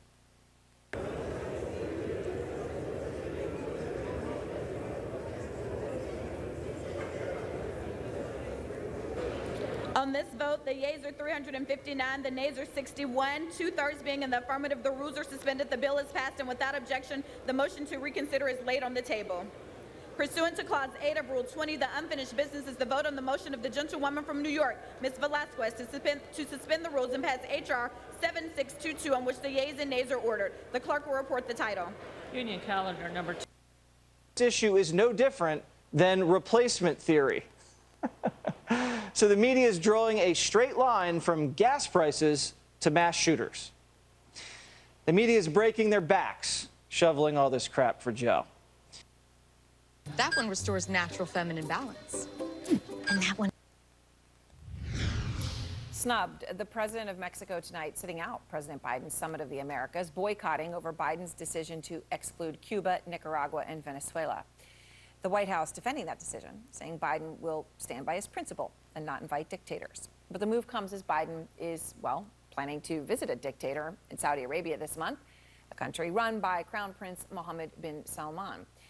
Biden now calling Saudi Arabia a, quote, important partner. And it's just a significant thing to say because it's completely different than what he has said many times. He promised to isolate the Saudis over the brutal killing and dismemberment of journalist Jamal Khashoggi. Khashoggi was, in fact, murdered and dismembered, and I believe in the order of the Crown Prince. And I would make it very clear, we were not going to, in fact, sell more weapons to them. We were going to, in fact, make them pay the price and make them, in fact, the pariah that they are. There's very little social redeeming value in the present government in Saudi Arabia. They have to be held accountable. Okay, it's pretty clear he meant what he said then. Of course, now that he's the president, reality intrudes. And it's not just Biden who is cozying up to the Saudi regime. Now some of the biggest names in golf are bucking the PGA Tour. And just hours from now, they will tee off at the inaugural tournament of the incredibly lucrative Saudi-funded Live Golf Series. Phil Mickelson's on the list. He accepted a reported $200 million to go to the Saudi tournament. Mickelson today saying repeatedly he doesn't condone the Saudis' human rights violations as he was grilled by reporters. But isn't there a danger that you're also being seen as a tool of sports washing, an attempt to try and improve the image of a human rights abusing regime through sport? Is it you're sorry for speaking the truth about the Saudis, or are you sorry for the shameless hypocrisy of taking their money anyway? Out front now, Bob Herrig, a golf writer for Sports Illustrated, who's covering this Live Golf Series tournament in London. Bob, I want to start with Phil Mickelson, right? And he is one of many taking these incredibly, shockingly large paydays to do this, right? But you wrote a book about him and his rivalry with Tiger Woods. He had dipped his toe in this league first. He was roundly criticized for it, backed off. Nobody would touch it with a 100-foot pole. Now, all of a sudden, they're all jumping into the water and taking the money. A lot of other big names have joined him. This does appear to, well, I mean, let's just be honest, be about the money. No question. When you get right down to it, it's about the money, and it's forget about these huge sums they're being offered just to sign on, as you just mentioned there, 100 million plus, 200 million for Phil allegedly, but the purses that they're playing for. This week's event here is $25 million and only 48 players. 20 million of it is for the individuals, 4 million to the winner. The guy who finishes in last place is going to make $120,000. If you finish last place in every one of these events, there's a season-ending event that's $50 million. You're going to make over $1 million. It's a lot of money. To make $1 million on the PGA Tour, you have to play some pretty good golf. And there's probably 100 or so guys, more than that, who did that last year. But they also pay their own expenses, and they risk missing cuts, and they have to pay caddies and such. So this is very, very lucrative without the guaranteed money that they're getting up front. It's pretty incredible when you lay it out that way, Bob. So the public face of the Saudi League is former top golfer Greg Norman. And he told the Washington Post that Tiger Woods turned down the Saudis. Which is, I just want to emphasize that. Tiger Woods said no. But Mr. Norman said that he turned down specifically close to $1 billion. The Tiger Woods turned down close to $1 billion. Do you think that's a real number? I would I would be skeptical about that number, simply because I'm not sure that Tiger actually ever got to the table to talk about this with them. His agent, Mark Steinberg, has not been in favor of this Live Golf Invitational Series. None of his clients are doing it. Tiger and Greg Norman are not close. They do not have a good relationship. I doubt seriously that Tiger spoke to him personally about this. It's possible that Norman's people reached out to Tiger's people and some stuff was, tossed around. But let's be real. If they were going to get Tiger, it would have to be for a lot more than some of these other numbers that we're hearing. So it would clearly be a ton of money to get him to do this if they're going to pay some of these other guys a huge amount, because nobody would be bigger, obviously. But I just sort of wonder if that is a little bit of hyperbole there that was coming from Greg Norman. Yeah, well, it's interesting. Your perspective is so important, but of course, he's not doing it. Bob, all right, thank you very much. I'll look forward to seeing all of your analysis and work here. I know, obviously, you're in London to cover it. I hope everyone will take a look at what you see. Thanks so much. Thank you. And next, San Francisco overwhelmingly votes to recall its district attorney. Go online or call the Olson's. Claim the space in between. After all, there are some things in this life that make the world feel small and connected. Let kindness be one of them. Continue to spend time with people who are different from you. Seek out people who are not in your circle. They'll bring different experiences. Maybe they need a friend. I am confident that each one of you has the ability and the determination to make a difference in the world. We are counting on you. Congratulations. And on our website, some of us were surprised by that, but we're glad to share it with you. But on our website, join Miles O'Brien for an in-depth look at how climate change and overfishing are threatening the world's oceans. Can new technologies and responsible regulations ward off the threat of mass extinctions for ocean life? Watch our special, Tipping Point, Fisheries on the Brink. That's streaming now. That's at pbs.org/newshour. And join us tomorrow night here on PBS for live coverage of the congressional hearings on January the 6th. The House committee investigating the attack on the Capitol plans to hold 6 hearings over the next few weeks. The first starts tomorrow at 8 p.m. Eastern. Please check your local listings. And that's the NewsHour for tonight. I'm Judy Woodruff. Join us online and again here tomorrow evening. For all of us at the PBS NewsHour, thank you. Please stay safe, and we'll see you soon. Major funding for the PBS NewsHour has been provided by... For 25 years, Consumer Cellular's goal has been to provide wireless service that helps people communicate and connect. We offer a variety of no-contract plans, and our U.S.-based customer service team can help find one that fits you. To learn more, visit consumercellular.tv.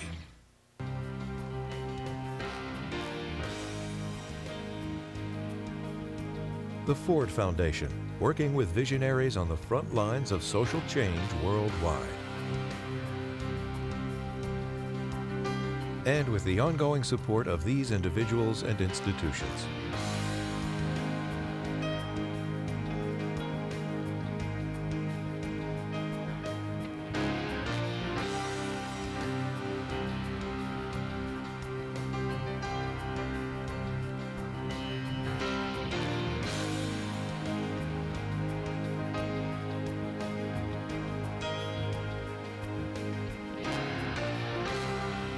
This program was made possible by the Corporation for Public Broadcasting and by contributions to your PBS station from viewers like you.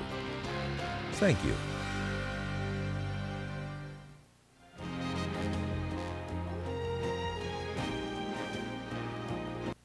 Sports Both of Indiana, I inform the House Ms. Walorski and Ms. Sparks both vote yes on H.R. 7664.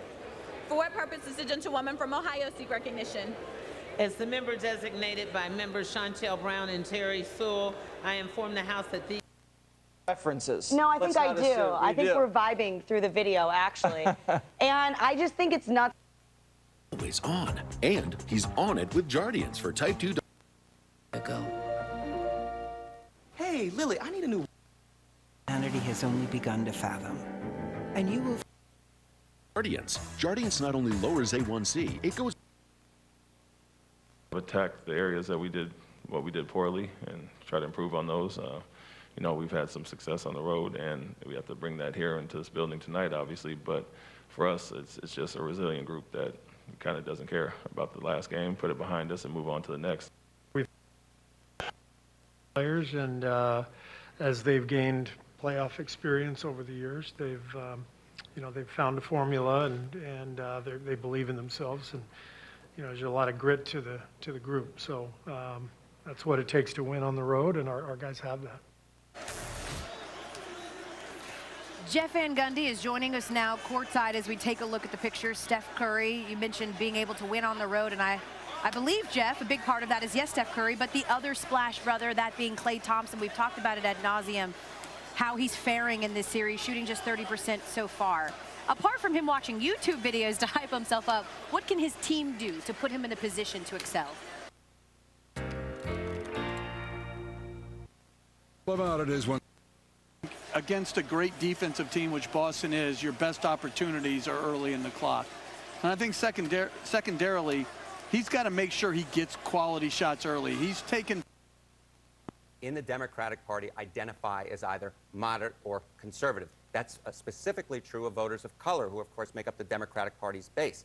And indeed, very liberals within the Democratic Party, according to a CNN SSRS poll from earlier this year, found that only about a fifth of all Democrats identify as very liberal. And that's why someone like Chesa Boudin in San Francisco, they looked at his record, they had no problem tossing him out, even in a city that Joe Biden won by 73 points in 2020. Right, so when you're saying a fifth of the party, again, I always like to remind people, only about 30% of the public identify as Democrats. You're talking about a fifth of a third. You know, you're getting smaller numbers. In terms of the general electorate, you're only talking about a tenth to maybe an eighth. Right, okay, so that is obviously very significant. Now, President Biden obviously recognizes this is a problem for his party. That's why he said the voters have sent a message, calling on states to invest more money for policing.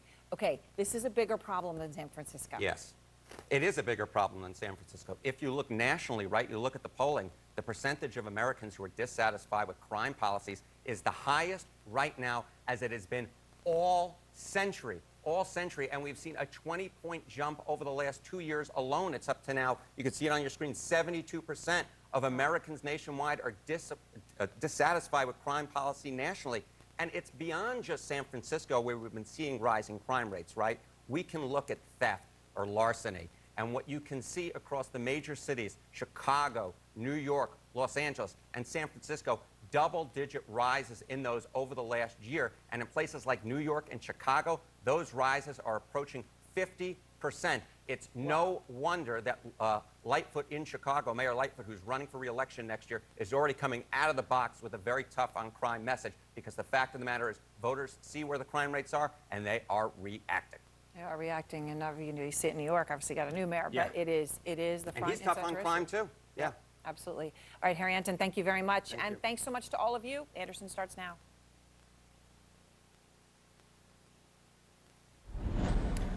A fourth grader talks about watching her friends and teachers murdered. A mother describes the shrapnel that will be in her son's body for life. A doctor recounts the kinds of wounds once seen only on battlefields but are now inflicted in movie theaters, synagogues, supermarkets, and most recently, fourth grade classrooms. John Berman here, in for Anderson. Today, members of the House Oversight Committee heard from people whose lives were touched and changed forever by the mass shootings in Buffalo and Uvalde. Their testimony came with lawmakers in both chambers debating change their lives forever. That our reality will one day be hers, unless we act now. But now they hope their story will prevent it from happening again. The victims of Uvalde and their message to Congress. A woman vanishes after an argument with her boyfriend. Then his past becomes even more disturbing. That 5 police officers were murdered by the mob on January 6th. Really? We know of one killing on January 6th, and that killing was committed by Officer Michael Byrd, a Capitol Hill police officer with a confirmed record of highly reckless behavior with firearms, and yet, for some reason, he was allowed to shoot an unarmed, non-threatening woman in the neck. Why was he allowed to do that? What was the justification? No one's ever told us. Why is that?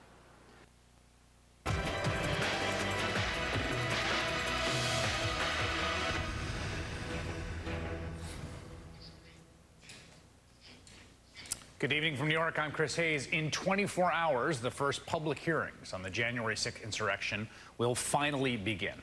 And while the story has been fairly front and center for a year and a half, the true horror of that day, the terrifying threat, the violence directed at members of Congress, the police at the Capitol, the Vice President of the United States himself, and our democracy, the reality of that fades over time. It just does. Some of it's natural, some of it, of course, the result of an organized effort to force us to forget the truth of that day. Up at the Capitol in the first place. Somehow no one's ever really explained that. For a year and a half, Democrats have searched for a smoking gun that would prove some sort of pre-planned conspiracy to storm the Capitol. They haven't found that because there wasn't a pre-planned conspiracy. An angry pro-Trump mob storms the U.S. Capitol. We've seen shocking images of chaos, rioters rushing past barricades and police up the Capitol steps, forcing their way inside. Tonight, the horror and chaos and the sadness over what has played out at our nation's Capitol. We are witnessing history and what can only be described as a national disgrace. The mob pounding on doors, smashing windows, the armed standoff inside the building. Police there with guns drawn, trying to hold them back. Members of Congress diving to the floor. It was They're mostly passionately patriotic Americans, the kind who believe in the Bill of Rights and know what it says. These are people who genuinely love America, far more than, say, Chuck Schumer loves America. So why go to the Capitol? Well, because, again, unlike Chuck Schumer, they actually believed in democracy. Windows and doors smashed, furniture destroyed and defaced, and graffiti and debris all over. And those members of Congress who were inside, who heard the mob coming through and breaking doors and windows, they all feared for their lives. It was shortly after 2 p.m. that rioters smashed the first floor windows of the Capitol and started streaming in. The Senate and the House quickly locked down their chambers and called their sessions to recess, rushed to get their members to safety. The top Republican in the House, House Minority Leader Kevin McCarthy of California, first retreated to his office until his security detail insisted he leave for secure, undisclosed location. You have to show them the system isn't rigged. That is your baseline obligation if you lead the country. And yet the Biden administration, amazingly, is doing just the opposite. After screaming at the rest of us for questioning elections, that's immoral, they said, Joe Biden himself has begun to do just that. Here's Biden in January. Speaking of voting rights legislation, if this isn't passed, do you still believe the upcoming election will be fairly conducted and its results will be legitimate? Well, it all depends on whether or not we're able to make the case to the American people that some of this is being set up to try to alter the outcome of the election. You were asked whether or not you believed that we would have free and fair elections in 2022 if some of these state legislatures reformed their voting protocols. You said that it depends. Do you think that they would in any way be illegitimate? Oh yeah, I think it easily can be illegitimate. Huh? So 2020 was the most secure election in American history. They tell us that endlessly, and you're a nut, probably a criminal, if you say otherwise. And they say that because Biden won. He got, what do they say, 81 million votes. Votes that would transfer power peacefully from Donald Trump to Joe Biden. Washington Post journalists Philip Rucker and Carol Leonnig reported on what happened next. Quote, the lead special agent in charge, the vice president's protective detail, twice asked Pence to evacuate the Capitol. But Pence refused, saying, I'm not leaving the Capitol. The third time, it was more of an order than a request. Pence's detail guided them down a staircase to a secure subterranean area that rioters couldn't reach, where the vice president's armored limousine awaited. Mike Pence, though, didn't want to get into that car. That's despite the fact that the mob put a gallows with the news outside the Capitol, and the crowd was chanting, "Hang Mike Pence, hang Mike Pence." Got back to work thinking of new ways to destroy the public's confidence in this upcoming election, the one they are almost certain to lose. In the state of Michigan, a political activist called Jocelyn Benson, now the Secretary of State, a former employee of the Southern Poverty Law Center, by the way, just accused other secretaries of state of trying to rig the election by spreading, quote, disinformation. Watch. Getting anybody hurt? NewsNation with exclusive access as ICE officers go after some of the most dangerous illegal migrants in the U.S. as part of a special operation over the last week. Yeah, so as I was called to the hospital, as I noted in my testimony today, Mia was one of the first of my patients that I saw as I walked in to the ER. She was bleeding. She was obviously in shock and crying, and she had a bleeding shoulder, and you could tell what were shrapnel wounds all over her body, and she had blood everywhere. And her first question is, "Have you seen my mom?" And like I said, I've known Mia since she was probably a couple of months old. And so I immediately told her, "Yeah, I think I just saw your mom outside," as I walked in. And so as I walked out, I did locate Mia's parents and let them know that she was okay. But it was horrifying to see a child that's basically like yours, because you've known them for so long, be in that situation and have these kinds of injuries. So you say you'll never forget what you saw that day. You speak about the mother's cries that you'll never get out of your head, and the fact that the only clue to the identities of the children was the blood-spattered cartoon clothes they were wearing. Do you think it's possible for people across the country to fully grasp the horror of what you saw? No. I think unless you lived it and you felt it and you still feel it like the community does today, and how Uvalde is mourning still at this point, you'll never truly know or feel what we felt. But at least if I can at least paint a mental picture of these horrendous acts that shouldn't be happening, I think that's a start, because, like I said, no one should ever experience this. And it's back to that initial point you made, how much of the truth you want to share with people. What do people need to know? What do people need to know about the sites that you saw?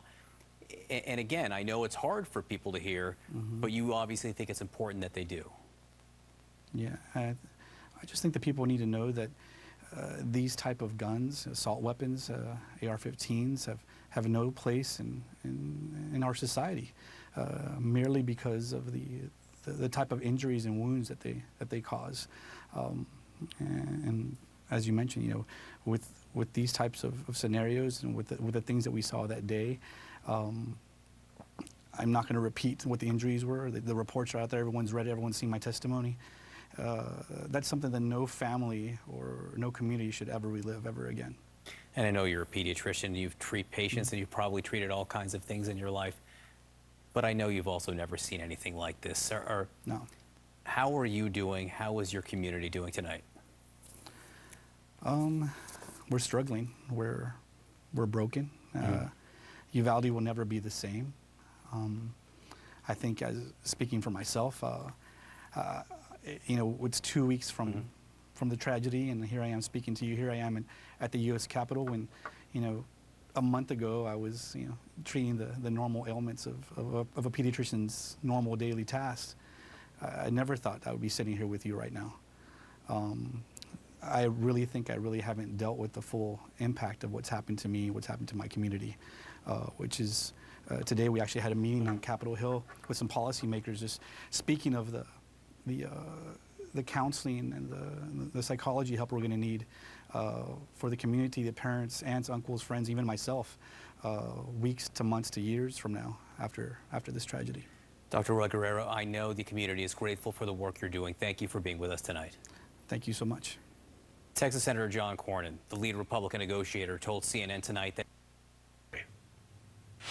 she went to go lock the door, and he was in the hallway, and they made eye contact. Just 2 weeks after the tragic mass shooting inside Robb Elementary that left 19 children and 2 teachers dead, 4th grader Mia Cirio today describing in detail what she did to stay alive after being confronted by a man holding a gun in her classroom. He shot my friend that was next to me, and I thought he was going to come back to the room, so I grabbed the blood and put it all over me.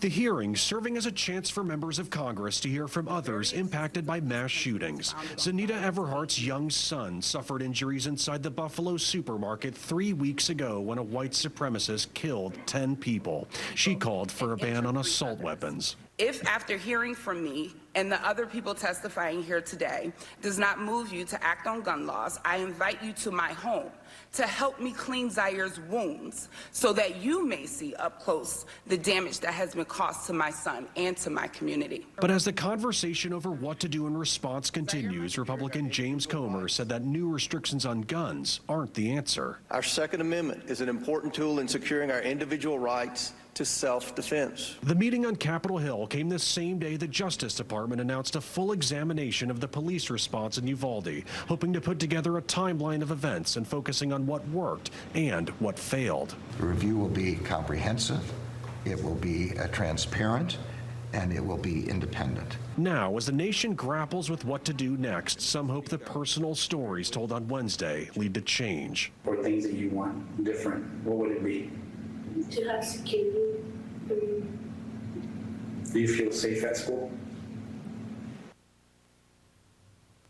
The committee also heard from a doctor who treated children injured during the shooting inside Robb Elementary. And Marty, just awful, gruesome details he shared about the experience of being inside the emergency room that day. Awful, but necessary to hear, right? Because the goal is prevention. Tom, who's going to be involved in this DOJ investigation, and at what point will we ultimately learn the findings? Well, Attorney General Merrick Garland said it's going to be a team of law enforcement officials with experience responding to mass shootings all across the country, and they hope to have their findings complete within the next 6 months. Marnie? Critical and important work. All right, Tom, thank you. High-speed police chases putting innocent lives at risk. For example, after they passed the second of the major election reforms, Iowa did one as well, they had record turnout, as you mentioned. And so despite all the fear-mongering and Stacey Abrams claiming that this was some kind of a racist plot to undermine black people from voting, in fact, the opposite was true. And so throughout the country, we've seen legislatures, including some bipartisan in Virginia, coming together to pass reforms to increase public confidence in our elections. And it's important not just that the elections be safe and secure, like you said, but that people believe them to be. And yet Democrats, including the president, are working very hard to gaslight the public and tell them that they should not trust the outcome of an election that hasn't even occurred. Talk about evil and cynical. So we are working with legislatures to make sure that, in fact, people do have confidence in the outcome, whatever it is, and that includes having transparency. So some of the things that we saw in the 2020 election that can never happen again would include billionaires like Mark Zuckerberg using their cash to affect the outcome of elections in swing states. So I'm pleased to say that today numerous state legislatures have passed laws that ban Zuckerbucks or anything like it from influencing our elections in the future. Democrat governors, including the governors of Pennsylvania, Michigan, Wisconsin, and North Carolina, have vetoed those measures to increase security and confidence in our elections. So you have to wonder what they're really looking for there. Some of the other reforms that we have seen have been either elimination of drop boxes or heavy regulation of them. And so when you look at all of that, we are definitely moving in a much better direction. Voter ID, other things that really increase the confidence of citizens. And we have to keep going at it, Tucker. And so I feel confident myself about our vote in November this year. Good. That's reassuring to hear it. I mean, he's somebody who was involved in a number of meetings in the lead up to what happened on January 6th, involved in planning for January 6th, certainly for the objections that day, as he said publicly. So he may well be a material witness. We know that Jim Jordan spoke to Donald Trump multiple times on January 6th, including a 10-minute call that morning, even though he spent months dodging the question. On January 6th, did you speak with him before, during, or after the Capitol was attacked? I'd have to go. I spoke with him that day after, I think after. I don't know if I spoke with him in the morning or not. I just don't know. I'd have to go back and. I mean, I don't know that when those conversations happened. But what I know is I spoke with him all the time. We also know that Jordan was intimately involved in the planning and preparation for January 6th. He attended crisis meetings with the Trump team days after the election was called for Joe Biden. He met with Trump and fellow members of the Freedom Caucus near the end of December, and he pushed Trump's big lie about a stolen election, even forwarding a text to Mark Meadows outlining a legal strategy to overturn the election. Last month, the committee issued Jim Jordan a subpoena after he did not comply with their earlier request to cooperate. Again, we all saw it. We all bore witness to the same things on January 6th. The incitement, the terror, and the violence, the attempt at mob intimidation. Republicans saw it all too. A lot of them were there, probably sweating. In the immediate aftermath, they had the same reaction as the rest of us. You could see and hear the adrenaline in their voices. Their early condemnations of the insurrection are a matter of record. We have played some for you because we have the recordings and the interviews and the speeches. But here's what happened. In the first days after January 6th, two divergent projects began. One was an attempt to whitewash or even to erase the very reality we all saw that day. A concerted effort to lie to the American people, to place lie atop lie about the election, to ignore Donald Trump's involvement in inciting the coup, and to further subvert our democracy. And the other project was a fact-finding mission, an attempt to uncover the full, unvarnished truth about who planned and participated in the insurrection, who holds responsibility for the horror and the havoc it wreaked. That effort resulted in the Select Committee to investigate January 6th. And tomorrow night, this time, we will get to hear straight from them what they have found.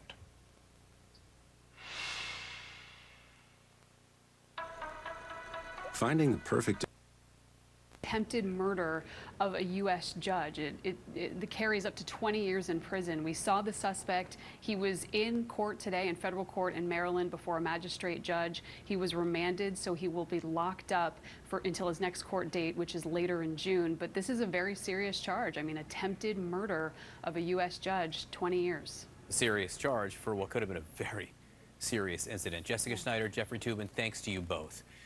Next, one of the police heroes of January 6th and what he would like to see from the televised hearings, which begin tomorrow. Also, new audio of the top House Republican on January 11th endorsing the very same goals of the Select Committee and investigation that he now opposes. Later, new details on the strange disappearance of Caitlin Armstrong, who vanished shortly after police issued a warrant for her arrest, and the killing of pro cyclist Anna Mariah Wilson, where federal investigators say she was spotted.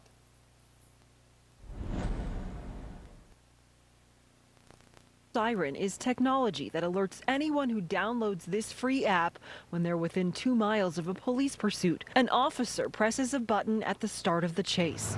The technology can also alert people of wrong-way drivers and drunks in their areas. Our end goal is not an app. It's hopefully this will be where the public doesn't have to do anything. They'll get the alerts through other endpoints. According to Morgan, 28 departments in 3 states deployed the system. Mobile County, Alabama purchased the most, 600 units, after a 2020 crash in a nearby jurisdiction killed 3 innocent people in the same family. For us, it's kind of a no-brainer. The director of Mobile County's communications districts says his department felt compelled to fund the technology at an annual cost of $65,000 for 5 area departments. It's got a cost attached, but not compared to lives. If we save 1 life or 2 or 3 lives, certainly it's worth every dollar. But it's not a replacement for good policy and officer training. And at least one criminal justice professor at the City University of New York. Last thing we need is distracted drivers that are paying attention to an app on their phone if they're within proximity of a pursuit. Is skeptical. Tucker Carlson's in the house tonight, y'all. Our team embedded with Kid Rock at his ranch and on his tour to to get a better understanding of how exactly he lives and how he became uncancelable. There's nobody I'm beholden to, no record companies, no corporate interests, no nothing. You can't cancel. He stands for America's freedoms. To my fans, I love you dearly. To you critics, haters, and trolls, go yourself. Get an exclusive look at Kid Rock's kind of country. What are you building here? Redneck paradise. Plus, where he sees himself in the next 10 years. I see myself on the front porch. Glass of whiskey, cigar, still rocking. Tucker Carlson Originals. Life of a Rock Star. Kid Rock. Streaming now. Exclusively on Fox Nation. Hope we got that on tape. I'll never forget sitting in school on that morning and watching those towers come down.